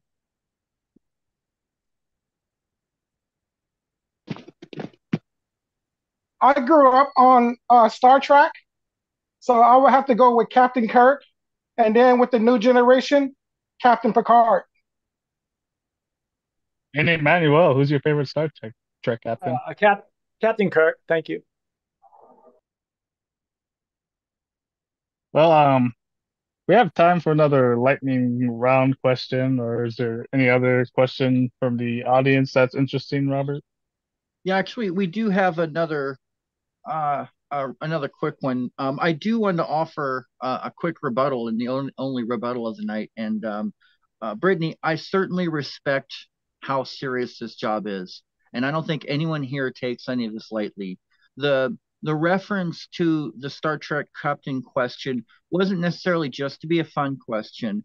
As we were discussing at the beginning of this, and it is one of the policies of the Green Party of Alaska, how do you show a world of abundance to people who've only known war and scarcity? So we chose that question a little bit for fun, but we do believe that there is social value to these kind of constructs, and so we were trying to weave it in there. But I do want I do want to acknowledge that I appreciate how serious you're taking this, and I'm sure everybody else does too. So we do have one last question, unless unless there's something you'd like to comment on, Brittany, or we can go to another question. Just really quick, after multiple discussions throughout my last year of campaigning, comparing real life to fantasy shows is a slap in the face to anyone who is surviving genocide or poverty or lack of education.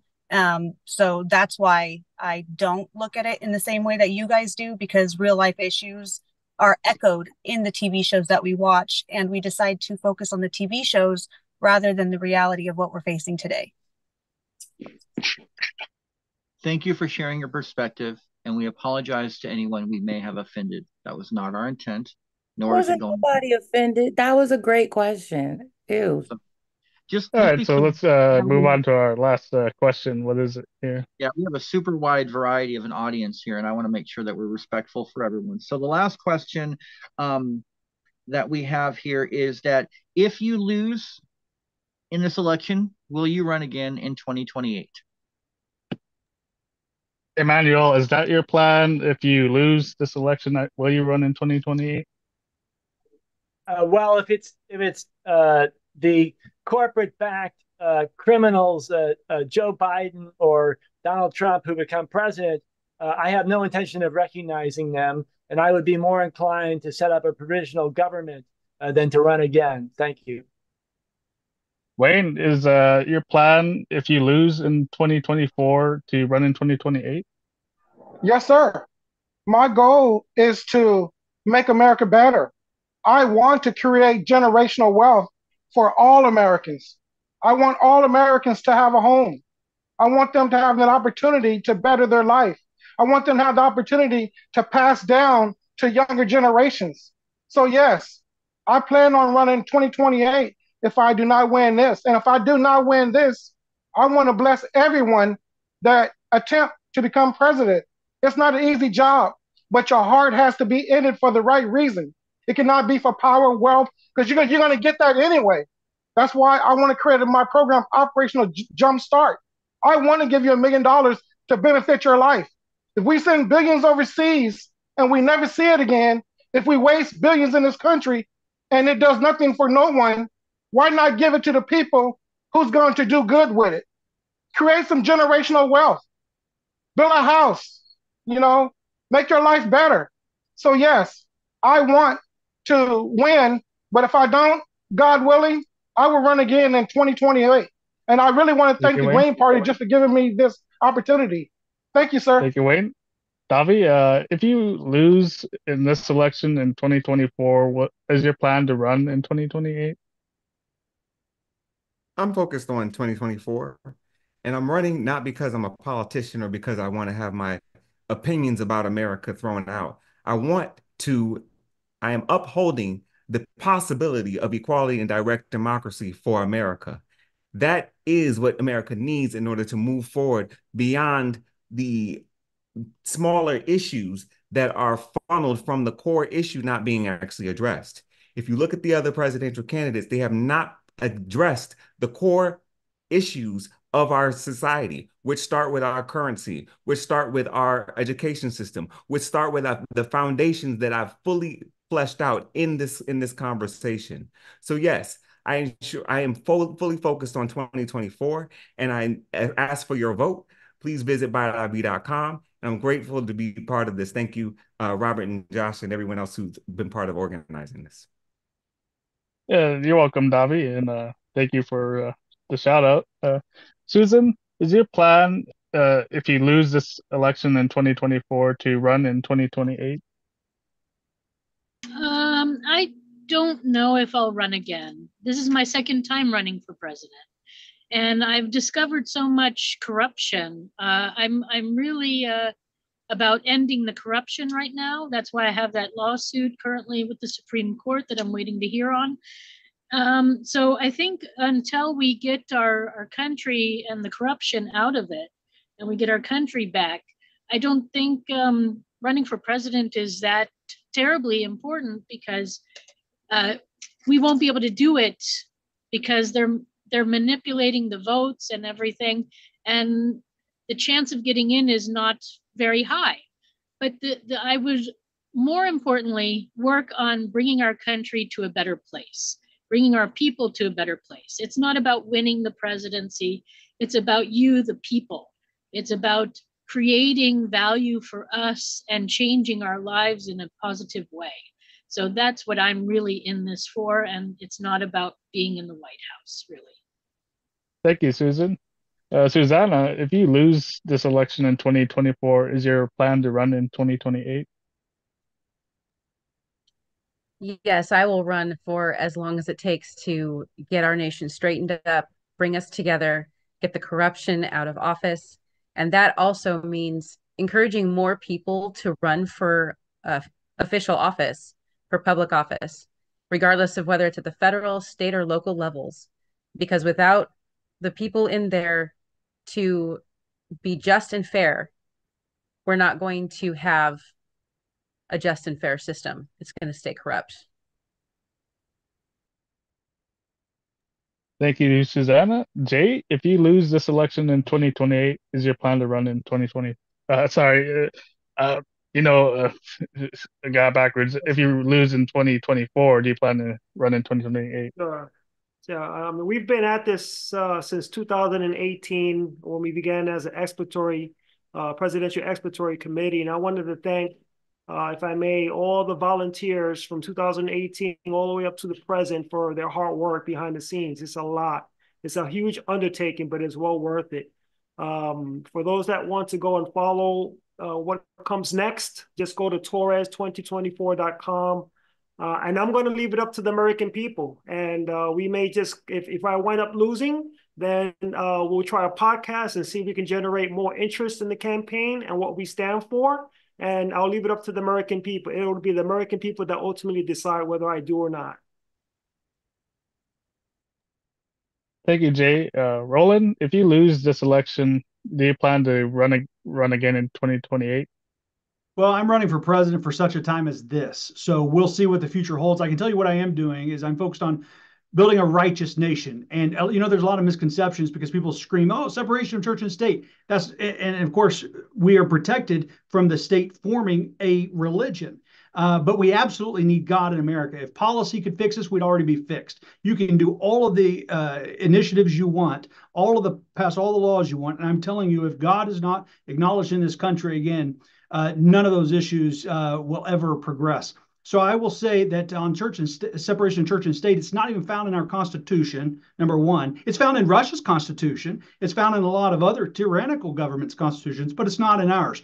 It was written by the Danbury Baptist Association to Thomas Jefferson because the Baptists at that time at our country's founding were being persecuted and some even being put to death. And they were afraid that the government was going to do what they fled in England and create a national religion.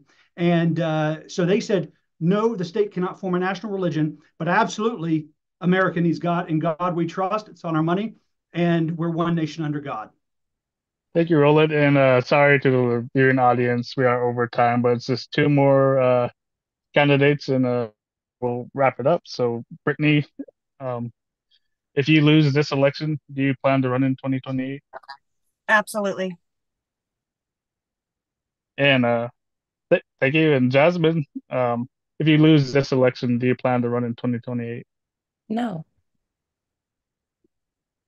Well, thank you, everyone. And just a reminder, so you've watched the debate, and you can go to the Green Party of Alaska's website. I was gonna say www, but that's not a thing anymore. I'm sort of a little bit old. But Alaska-Green.org, and you can find how we engage tab our poll and vote for whoever you felt did the best here, and we're gonna bring them back on our next debate. I'm Joshua Hadley, and this has been a production of the Green Party of Alaska. And I'd like to thank everyone for tuning in, and thanks to all the candidates as well.